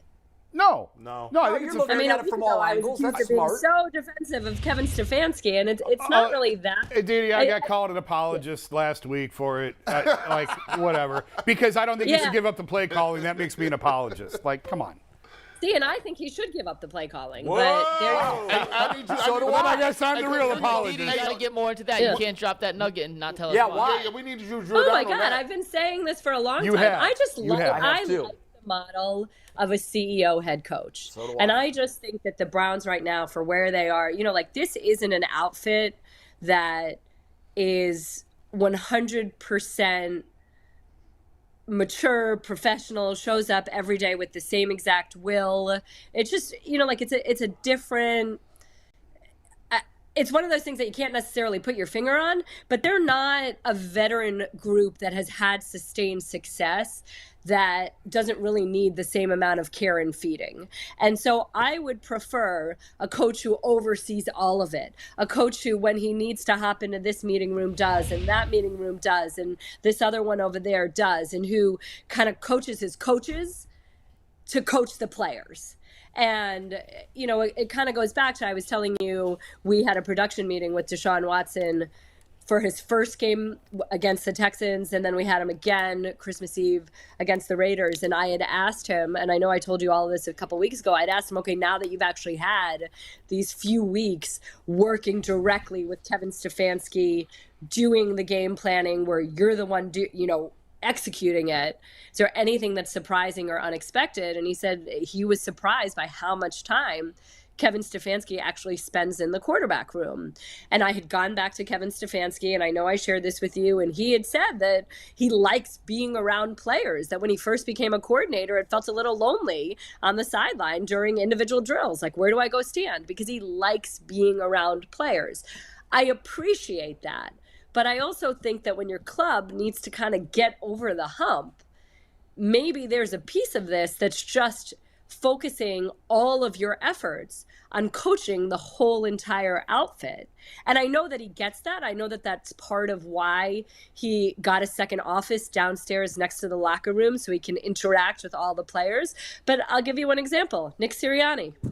Nick Sirianni comes into Philadelphia. He wants to call the plays. He started last season calling the plays. And then, a few weeks in, whenever it was the bye, I'm not sure exactly what week, he said, all right, you know what?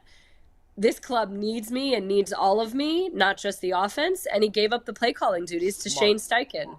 And now here you are in year 2 of Shane Steichen calling the plays. Jalen Hurts, for the first time since he was in high school, has the same play caller 2 consecutive years. And he's had, until he got hurt, he was having an MVP-like season. I think that part of being a great leader is trusting the ability to delegate. And it's the ability to say, okay, I trust you to do this. And look, this is not just Kevin Stefanski has said he loves calling plays. He really loves calling plays. He loves doing it. It's one of his favorite parts of the job. I can understand how difficult that can be to give it up. But sometimes you have to make a sacrifice for the greater good.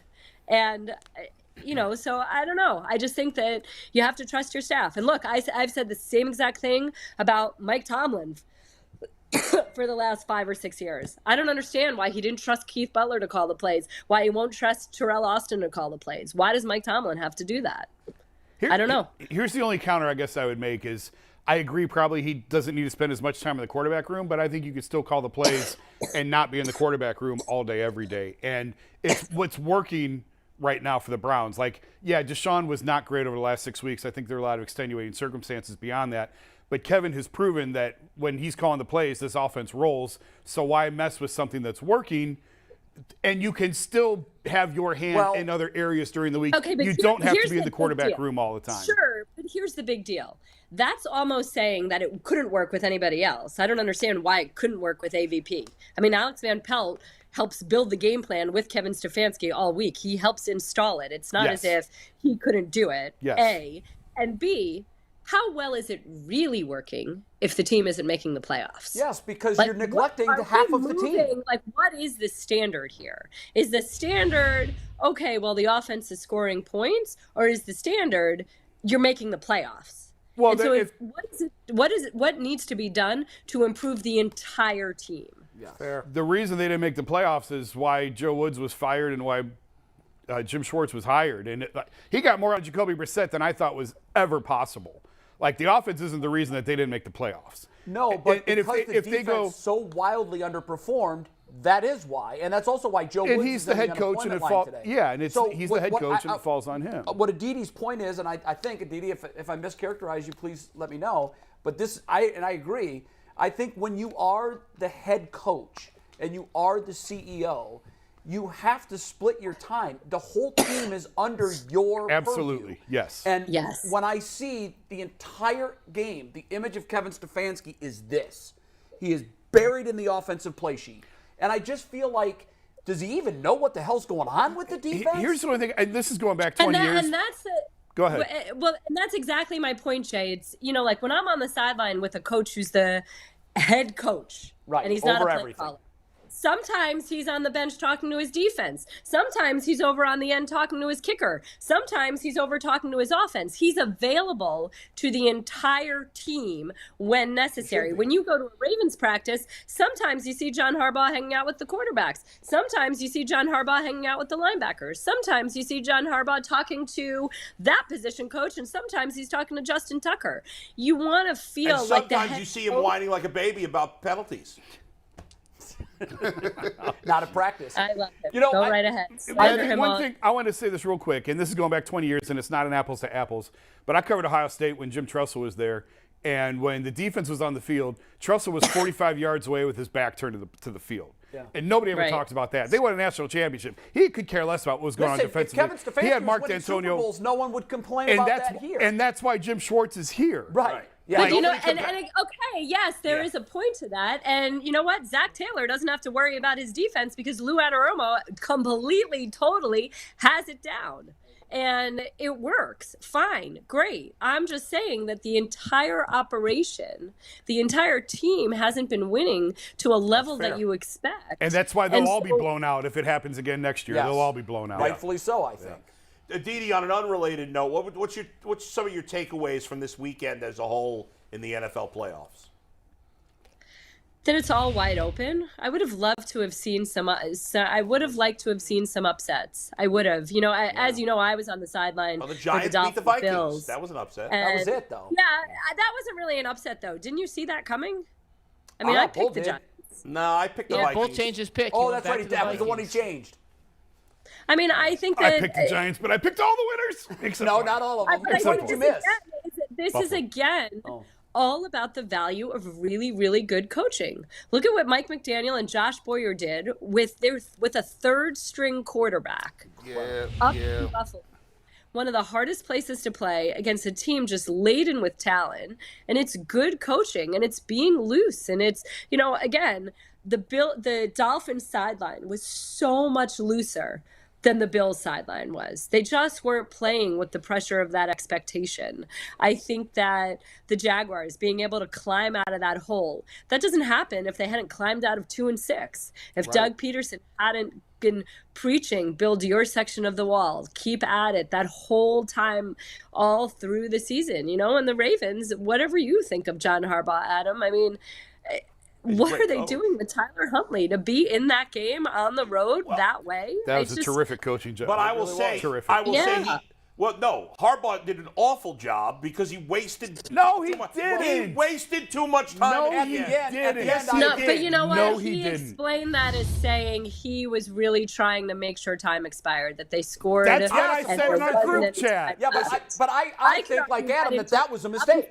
Again, I understand wanting time to expire. I get it. But he should have used at least one of those. You don't want to go from a minute to once you get down to 30 seconds. Does it matter if there's 8 seconds left on the clock? Right. No, I mean, that's fair. That is very fair. And I saw even up in Buffalo, Sean McDermott and Mike McDaniel, both of them made some questionable things where it was like, or they're calling time at the worst possible time after a play had already been executed badly. I'm not phrasing this artfully, but I think you can always look at things like that. At the end of the day, getting that out of that offense where you just don't have any great pass catchers, where Tyler Huntley is coming off a massive injury. And I mean, I think the whole Lamar Jackson saga now is going to be very interesting. What do you think is going to happen there, Aditi? Is he back in Baltimore? Oh, yeah. Ooh. I don't know. I really wonder where his desire is. When you have a guy like Sammy Watkins, who is not a rabble-rouser, is not someone who speaks out of term, is not someone who is creating scandal. When you've got a guy like Sammy Watkins questioning if Lamar Jackson wants to play, I don't know. A year ago, it was clear that Lamar Jackson's heart wasn't in it, that he was worn down, whether it was by the repeated injuries or whatever it was. It just sort of feels a little bit like he's in that same place right now. And I almost think, Aditi, that he's made the decision that it's not going to be Baltimore. And he didn't want to risk his health. And by the way, on that argument, I thought RG3 weighed in on this whole thing. I saw that. And as a guy who's gone through that and knows what the risk is for that same injury, I can tell you that RG3's point was the best one that I had seen. With his point that he's doing absolutely the right thing by not playing, he tweeted along with that a picture of him playing with the same injury that RG3 had, wearing a brace, and his knee looked like a twisted pretzel, and it ended his career. Yeah, I got no problem with him not playing. Well, a lot of people did. A lot of people were questioning his toughness. Yeah. A lot of people, and I agree. Well, his own teammates were. Well, I know they were, Yeah. and I think I think all those were cheap shots, and I think that all of that heaped onto where we already are. I think in his mind, but he doesn't control the situation, though. No, well, he does in that if he doesn't want to go back and play for Baltimore, he does. I mean, he can sit out. Hold out. Yeah, he can hold out. If he had a 5-year, $230 million contract, is he back on the field? Probably. Yes. But see, this is, excuse me, I'm sorry. This is the other piece to that. This is why there should be guaranteed contracts, obviously. This is why players have to look out for themselves in every way. What I would say, if Lamar Jackson is actively looking to leave, the Ravens are, not that you owe the Ravens, but think about who is a good fit for you.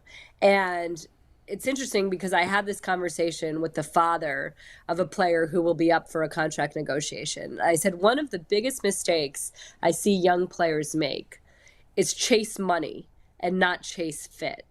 And you have to think about the fact that the Ravens, when half the league thought that Lamar Jackson was nothing but a wide receiver, the Ravens said, no, we believe he's a quarterback. They completely overhauled what they do on offense to suit him, to play in his style.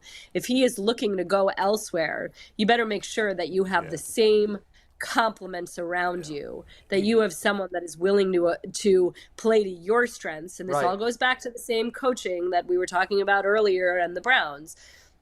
You go to a club that fits you. I'll give you an example. Le'Veon Bell, a few years ago, he was one of the top 2 running backs in the league, playing behind a line that was built for exactly his style, playing in an offense that absolutely suited him. He held out for more money. He went to the Jets, and what happened to him? Yeah, it's pretty much He didn't have the same line. He didn't have the same offense. He didn't have the same wide receivers drawing attention. And that was that. That was the end of his career. And you have to think that when you win, everybody eats. And look, if someone was holding an extra $1 million out to me, if someone was holding $1 million out to me, of course I'd jump. But in that world, $1 million, you can make that up in endorsements and speaking fees and all of that if you win a Super Bowl. That's right. So Tom Brady did it for years in New England. Yes, yeah. So of course Lamar Jackson has to look out for himself, and of course Lamar Jackson has to prevent catastrophic injury when he has no guarantees that he and his family will be taken care of. I just had this conversation with someone about Damar Hamlin, who I'm sure you heard last week his team patented 2 of his phrases, and there was immediately some scuttlebutt like, oh, look, he's trying to capitalize on all the interest people have in praying for him. And I say, how can you fault him for that? If this guy never steps on a football field again, he needs to be able to make sure that he's taking care of his family. So I understand what Lamar Jackson is doing right now. At the same time, I'd say, be careful. If you are looking to go elsewhere, make sure it's not only about the money. Yeah. Because if you go to the right place where you're going to get the most out of what you can do and where you can win, you're going to make that money back in spades. And Didi, you bring up a great point. I think if the owners looked at it objectively and just looked at it in a broader picture, when you guarantee someone's salary, you give them security. You help them make a decision. If I got a guaranteed contract and I know my players are against the playoffs, I know, hey, if anything goes out here, I can play free. Guess what? At the end of the day, I'm still going to get my money. Yeah. So players won't hold out. Players are going to play through smaller injuries, and they don't have to worry about the pushback. I think sometimes the owners feel like, well, I'm not going to guarantee that. But then you get to this position where you want a guy to play. I mean, you're in crunch time. This is a legacy, and especially when some people don't ever get to playoffs. So you get there, you don't have your quarterback. It's just something that you can't play through. I just think that it's punitive not to look at. But that's up to the players. So look at the situation. You still have Sammy Watkins ripping Lamar. You're never going to get the guaranteed contracts. It's not ripping. It's questioning. You had J.K. Dobbins saying that if we had Lamar, we would have won that game. That they felt that they were playing defense and running the ball in a way that they could have made a run in the Super Bowl. You started this conversation by what are my takeaways? I think that it's wide open. I think whoever can get hot right now can run the table and win. Yeah. There's no one that I'm far and away saying is completely invulnerable, that this team is far and away the best team. So it is about getting in, and you can feel that way. But G, to your point, sometimes you have to spend money to make money. That's right. It is. And so, again, guarantee the contracts. Why do NBA players and baseball players get such guaranteed money? And yet the NFL, which is minting money, which is one of only two sports on the planet that is seeing viewership constantly rise. That's just, they just set attendance figures again this season. Come on, you can guarantee money for the players. Didi, can we get Andrew Whitworth to play left tackle for the Bengals this weekend? What do you think? We need him. Yeah, I know. He was talking about going to Home Depot, wasn't he? He needs to do it. You see that? Someone was asking him, can you suit up? And he's like, I was real busy. I was at Home Depot, going to Bed Bath & Beyond, picking out some new tile for the bathroom. That's from old school. I don't think that... Let me tell you something. What do you think of the league screwing the Bengals over by not having the Bengals-Bills game be at a neutral site? Yeah, I don't understand that one. Like, it's if you were going to change it for the AFC title game, why would you not change it for the divisional round? It does feel a little bit funny to me. But look, the Bengals didn't have a problem last year. They went on the road to Tennessee, upset what was Tennessee, the number 1 seed or the number 2 seed? Number 1, upset Tennessee. Then they go to Kansas City and they, quote unquote, upset them. The Bengals have been down this road. It's not going to bother them. And look, the Miami Dolphins with a third-string quarterback almost won that game in Buffalo. Hey, Didi, you live in the TV world. I hate the fact that we had a Monday night playoff game, and I think it's a massive advantage for San Francisco to now have 2 extra days off than Dallas does before the game. I think this is terrible. I don't think it should be a Monday night game when San Francisco played on Saturday. How big of a deal do you think that is? I don't disagree with you. I don't. I mean, I think that this time of year, you don't want to have such a competitive advantage or competitive disadvantage in that way. But how big of a deal is it? I don't know. It didn't look like the Cowboys had to try that hard last night. Yeah, that was a walk for them. Yeah. I think Yeah, San Francisco started honestly, scheming for Dallas Saturday night, frankly. You heard it here first. Dallas wins. Heard it here first. I wouldn't be surprised. Well, then I at guess all it if wouldn't be Dallas that big of a wins. deal if Dallas I wouldn't be wins. surprised at all. But I think it's a don't know. massive I love advantage for the San Niners. Francisco's Dallas defense. is I hard to love figure out. San Francisco's defense. They're good. I'm with you. How very about that good. when you're talking about the TV world? How about Brian Greasy leaving the booth? Brian Greasy unceremoniously being swapped out, finding out by reading a newspaper, not even getting a call. I didn't see the from story. I didn't see that either. I didn't see it. What happened? No. This is last year when Brian Greasy was taken out of the booth. For Monday Night right? Football. And so he decided to leave, and he goes to become a quarterbacks coach in San Francisco, and look at what he does. He gets the backup, Jimmy Garoppolo, playing better than the starter, Trey Lance, and then he gets the third stringer, Brock Purdy, Mr. Irrelevant, playing better than the second stringer. So maybe TV isn't all that. Or maybe there are smart people in TV, whichever way you want to say it.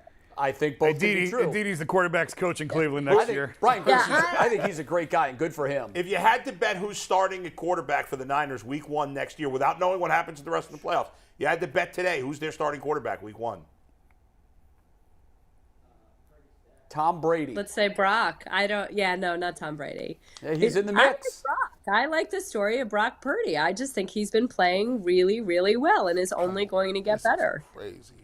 It is a crazy story. I'm still not buying, but it's still he's playing. Well, to the coaching He hasn't played point, any very good defenses as more and more teams get tape on him. It's a good story now, but I'm let's not see how he buying it. handles the Micah Parsons We don't pressure. know. Yeah, I mean, that's all fair. And you know what? I'll tell you what can make a quarterback look really good when you have a great defense. That's true. You aren't kidding. I mean, that's the truth. San Francisco is playing such good defense that it makes everybody else look better. Real quick, 15 seconds. What's Tom Brady doing next year? Is he playing, and where if he plays? I think he's got to call it. You think? I really do. I don't think he goes out Yeah. like that. I think he comes back, but I won't be in Tampa. It won't be in Tampa, that's for sure. But Jets. I don't Edie, know. Jets. You know, you admire his passion, but it's also, it makes you wonder a little bit, right? Like in some ways, it's just, you don't want to hang on too long. It takes me back to Marquise Pouncey telling me when he retired, and I felt that he had retired prematurely.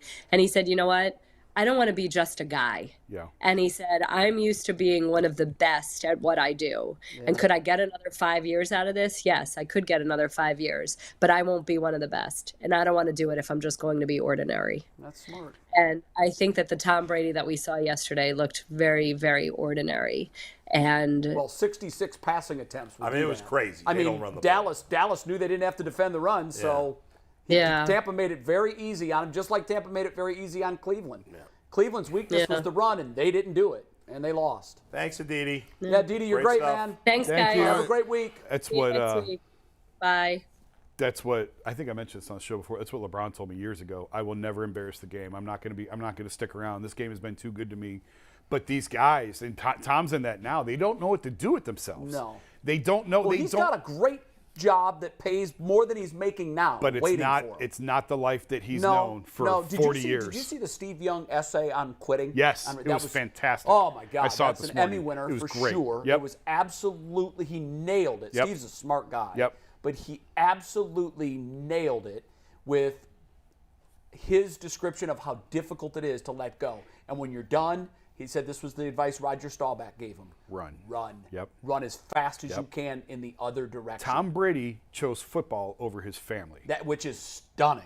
He Not did. just He his did. family, a supermodel wife. Yeah, yes, he No, did. no, basically, he absolutely from did. all indications, the decision was put to him in that exact manner. Yeah. It's either me or football. Obviously, there was a problem in the marriage if they got divorced. Well, there's a problem, I think, for someone his to make marriage that is not his declaration. family. He chose his football over his family. His family, That's the as way he knew I it, see is gone. He still has his kids That's and a the way relationship with his I kids. mean, listen, on a much, much lower scale. Like, I'm not comparing myself to Tom Brady at all. You are. I'm You're not. allowed to No, compare. I'm not. Yes. But I lived that life of constantly being gone. I was gone for 8 years. I was gone. And when he left, when LeBron left, The Athletic told me, we will send you with him. And I said, no, I have to go back to my family. Like, I have to be a dad and a husband because I was not. You absolutely for made 10 the right years. call. You made the right call. But Tom Brady's family could move with him. Yes, It I know wasn't that. It was that they didn't have him in the way that she wanted to have him. One other thing on LeBron, very funny, last night, they won, 140. It was a high-scoring game. LeBron had a great night. Jabari Smith, I think he's a rookie for the Rockets. Yeah, 3rd overall pick. Came up to him during the game, and there was a mic that picked this up. He's like, yo, you played against my dad in your very first NBA game. And LeBron looks at him like, what? And he goes, yeah, Sacramento. You played against my dad in the first game. And LeBron paused for a second. He goes, why you got to do that to me? It was a great I didn't see that. It was really good. That's funny. It was really good. I got three things, guys. Three things I get through real quick. Yeah. First, we surpassed 175 members today, which means, let's Yeah. say tag board full, Happy Jason is unlocked. Yeah! The emoji we released was constipated Jason. Now he's happy. When we get to 200 members, we get shocked bull. So that's the next emoji you guys can I buy. look like one of those characters from Star Wars. That it doesn't look like hands. It looks like I got like extra skin on my head. When we build a statue somewhere in Cleveland for Bull, can that That's be it. it? Can That's that it. be the statue right there? Yes. By the way, you know what that proves? Do you know how many memberships you got to get to unlock a new G Bush emoji? That's like At least 50. That's 55,000 more raffle tickets. You got to buy. You got to buy so much to get to that top tier. I'm just saying, wrap it in gold. We're I just peeked in the YouTube stream again. We're still at a record number of We got the views. best fans in the world. We love you guys. Thank you. Now We we're a love you. few Like, thank you we're from a the few bottom of subscribers our away hearts. from 20,000. I got two more things, though. Yeah. One thing that came out that I found really interesting on Tom Brady, and after the game, I don't know if you guys saw that article on ESPN about the longevity of his career and how he kept his arm fresh enough to throw 66 passes in the postseason. Well, this year, when he came back after that hiatus, he added Built Bars to his diet. And he started eating 2 Built Bars a day, one at breakfast, one at night before he went to bed. And even with a supermodel ex-wife and that divorce paper that he got money from her in the divorce paper, plus his NFL earnings, which might be a little more than I make, he's still using promo code LOCKEDON15 to get 15% off on What a Built deal. Bars.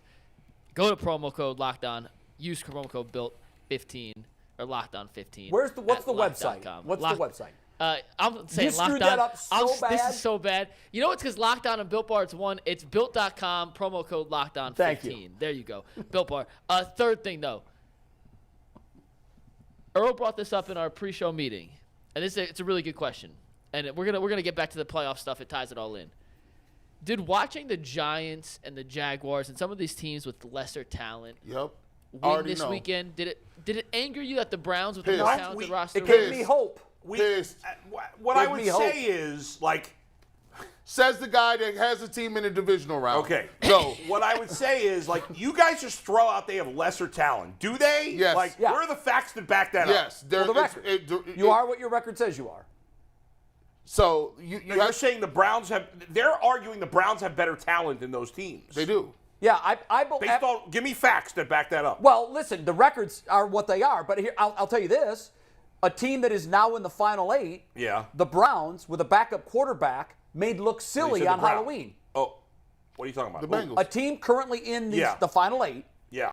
the Bengals, the Browns with the same team that they had that went 7-10. Right. So to me, it gives That me doesn't hope. prove anything. That's one game. It proves to me Yeah. that they have the players in their organization. I'm not arguing that. Right, and that's my point.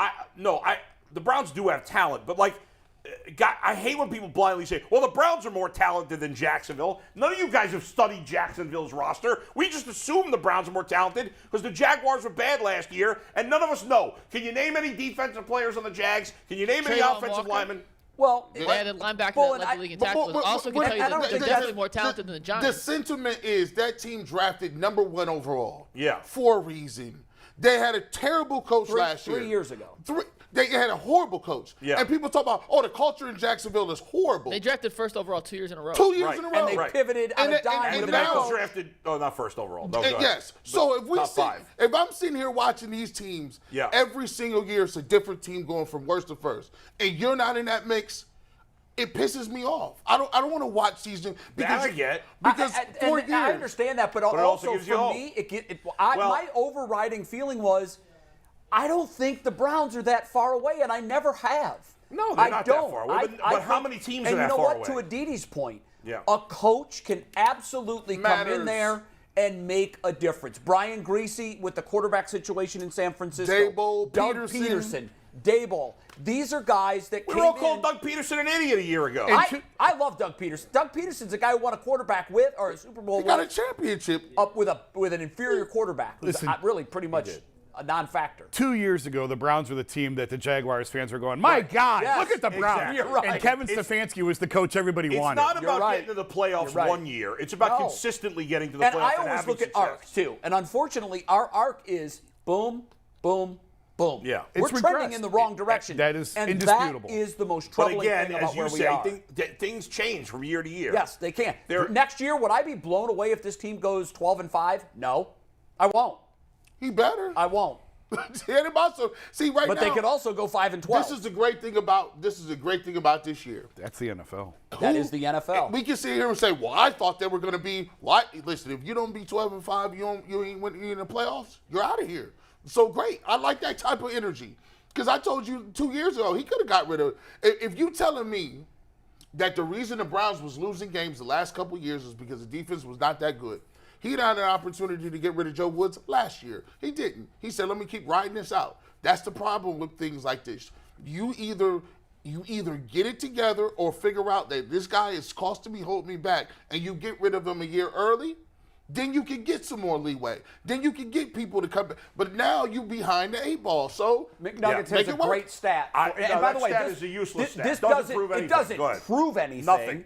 But it's worth stating. Go ahead. This is from Earl. I don't want to take credit, but Yeah. the Well, Browns you should had because three. it's a bad stat. The Browns had 3 All-Pro players this year. The Jaguars had 0 Pro. That Bowlers. doesn't mean they're more talented It overall. doesn't. It's just saying they a got piece of talent. The evidence. Bengals had no All-Pros. Are the Browns more talented than the Bengals? Well, by the results, with a backup quarterback, they kicked their ass. Browns got talent. Browns That's got one talent. game. But Yeah, I'm just saying, I but know, you got but, I mean- so you take head to head. That's one game. Who's more talented roster, the Bengals or the The Browns? Bengals are more talented The than the Bengals, Browns. no doubt, have a better roster. course I've they said do. that all year. What I'm saying, But the Browns have 3 All-Pros. Bengals didn't have any. But I don't think the Bengals didn't even difference- have. you're talking about the top of the food chain, bull, compared to the middlings. The Jaguars were horrible. We're not talking. You conflate the Jaguars But with the Jaguars Bengals. upgraded their talent on offense this year. Not just a big time. I mean, you- what they did in free agency was credit to the owner. Let's the keep GM it real. there. No one liked Travis Etienne in the first round when they drafted him. They said Christian Kirk was the biggest blunder Yeah, in the that's world true. getting them. They didn't like none of these people. All of a sudden, now they got talent and it was cold? No. And then their coach was horrible. There was piece after piece after piece talking about how much of a dumpster They made the fire they were. playoffs because Trevor Lawrence, the second half of the season, played great, and they were in a bad division. And their coach yeah. coached the hell out of Did you guys and got more out Did of you them. catch the moment after the pick that led to the 27-0? Did you catch the moment on the sideline between Peterson and Lawrence? They played it back. They rolled it back Yeah. later in the game. It was a beautiful moment between a head coach and the pivotal player of the team who was playing absolutely horrendous. He had reverted to year one Trevor 4 Lawrence. picks? And he Crazy. put his hands on Yeah. his shoulders and he got right in his face mask and he talked that kid back into the game.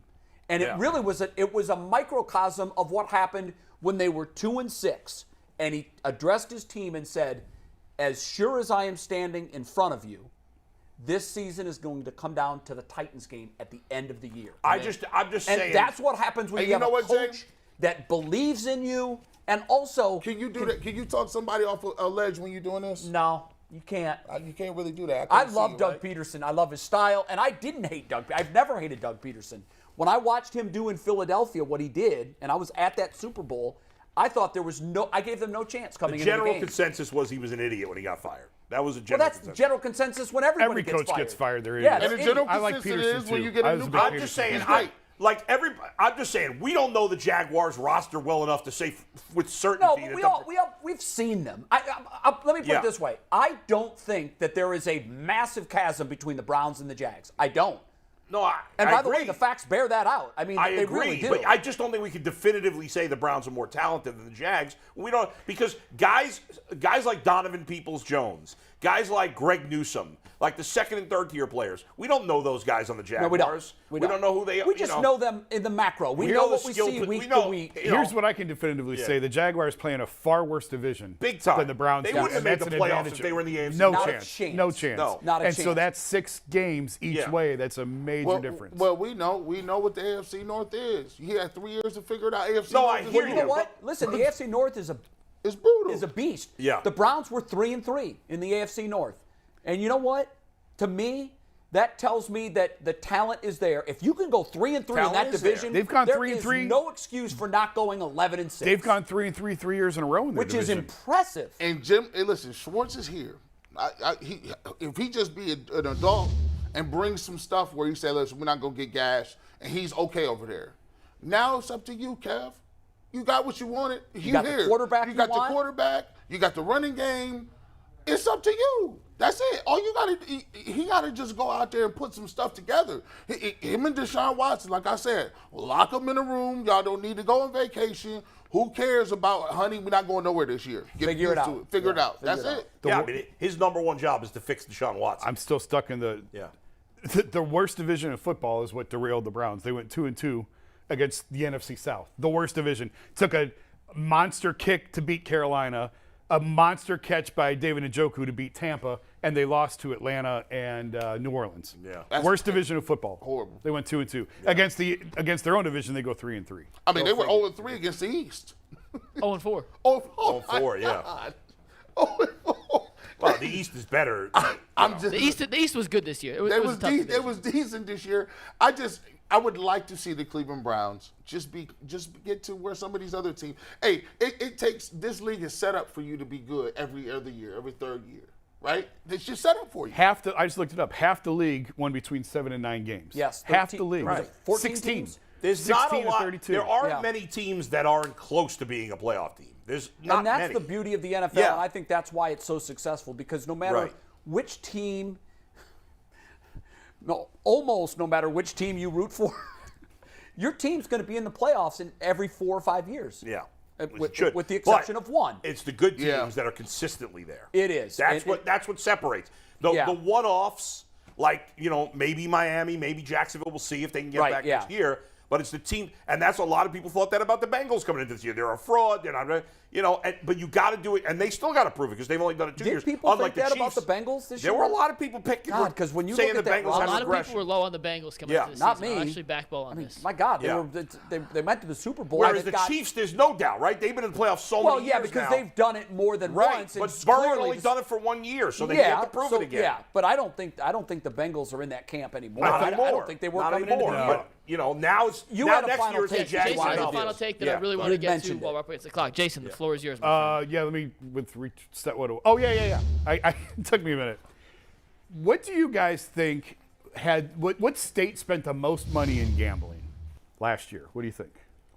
I would say New York. I should say, what state do you think is projected to spend the most in gambling this year? Oh, Kind of this the year, same. projected. Projected to Nevada. spend the same. Florida? What do you Yeah, mean does by Nevada spend count- money? Like on advertising? Residents Oh, spend people, money in okay. gambling. Oh, Not in-state Nevada. residents. So Vegas would no. If it's in-state residents, Well, then I'm Vegas just would be taken out. where did the Nevada, money? Where was Nevada. the money Yeah, it's got spent? to be Nevada, then probably New Jersey New And then Jersey, New York. Ohio third. and New York. I thought Nevada. Yeah. Ohio is projected to outspend Nevada in gambling this year. Wow. That blew my mind. So Play Ohio is a site that Now, is that tracks all projected this. off the first week? It's just projections of. I don't know if it was necessarily off the first week. I was Because they told won't duplicate what they did in the first week. I was told by an executive who works for a sports team in this town that Ohio set a record for the most money spent in gambling in the first 2 weeks. We had heard I that, was too. I wasn't able to confirm that Yeah. necessarily anywhere, but that's what someone who would know told me. So then I started digging into some of the numbers, and this site, Play Ohio, sort of analyzes and handles all these projections, really tracks the gaming industry. They are projecting Ohio to finish 4th this year, the first year of gambling, higher than Nevada, which is projected to take in $7.7 billion in gambling. Ohio's projected to take in $8 billion this year in year one of gambling. Again, I'd like to know the methodology of that projection, because if it was just off the first 2 weeks, I don't think it is. I think that would be it is. unfair. And remember, this is the shiny new Yeah. toy. Yeah, and we're sure. all People enamored are with going it. crazy Well, right wait now. until people lose $600 in a weekend. Everybody be smart. It's Yeah. great. Yeah. It's great that gambling's legal. I'm not telling people not to gamble. Hey. It's great. It can be fun, but just don't go over your means. Jason, I don't think it's going nowhere. You know why? Because things like that phone, it's never been easy. You can lay on your couch. It's awesome. So Bet on anything. I It's was great. watching the line move last night. The Bucks were favored at one point. They went from 2.5-point favorites to 2.5-point dogs to 1.5-point favorites within like 15 minutes. It just kept flipping and flipping and flipping. And so I just wanted to read some numbers. New York is number one at 17 million. Obviously, the population there has a lot to do with it. Illinois second, 11.4. New Jersey, obviously with Atlantic City, is third at 10 billion. And Nevada's fifth at 7.7 billion. These are projections for this year. Ohio is fourth. That's concerning to me. If you look at population, Ohio's in the top 10 in population in the country. So obviously it's a very dense population that we have here. But we're between 35th and 40th in average household income. Yeah. Depending on which site you go to and where you want Sure. to look. Be careful, folks. Like that's the only thing I'll say is be careful with this thing as it takes off and is Gamble within your means. and The it's same thing personal as lottery. responsibility. A large portion of lottery dollars come from the lowest yeah. income earning because they're the ones that have dreams. Walk around And the casinos what and is- you'll see that. What is sports gambling? It's lottery with a little bit of knowledge and skill attached to it. Because lottery on itself is purely luck. Yeah. But so it's We're out those of that time, don't Jim. have it that dream of getting it and are looking for the quick fix. Yep. To your point, be careful. $8 See you on, billion in we'll revenue. see you on overtime coming up. What are we talking, Cavs? CJ Stroud. CJ Or Stroud. CJ Stroud. CJ Stroud. Yeah, NIL tomorrow. deal. Stroud. Speaking of money, CJ Stroud. Yeah. See you on overtime. Great And show. see you tomorrow. Love you guys. See you guys. Tomorrow. Peace.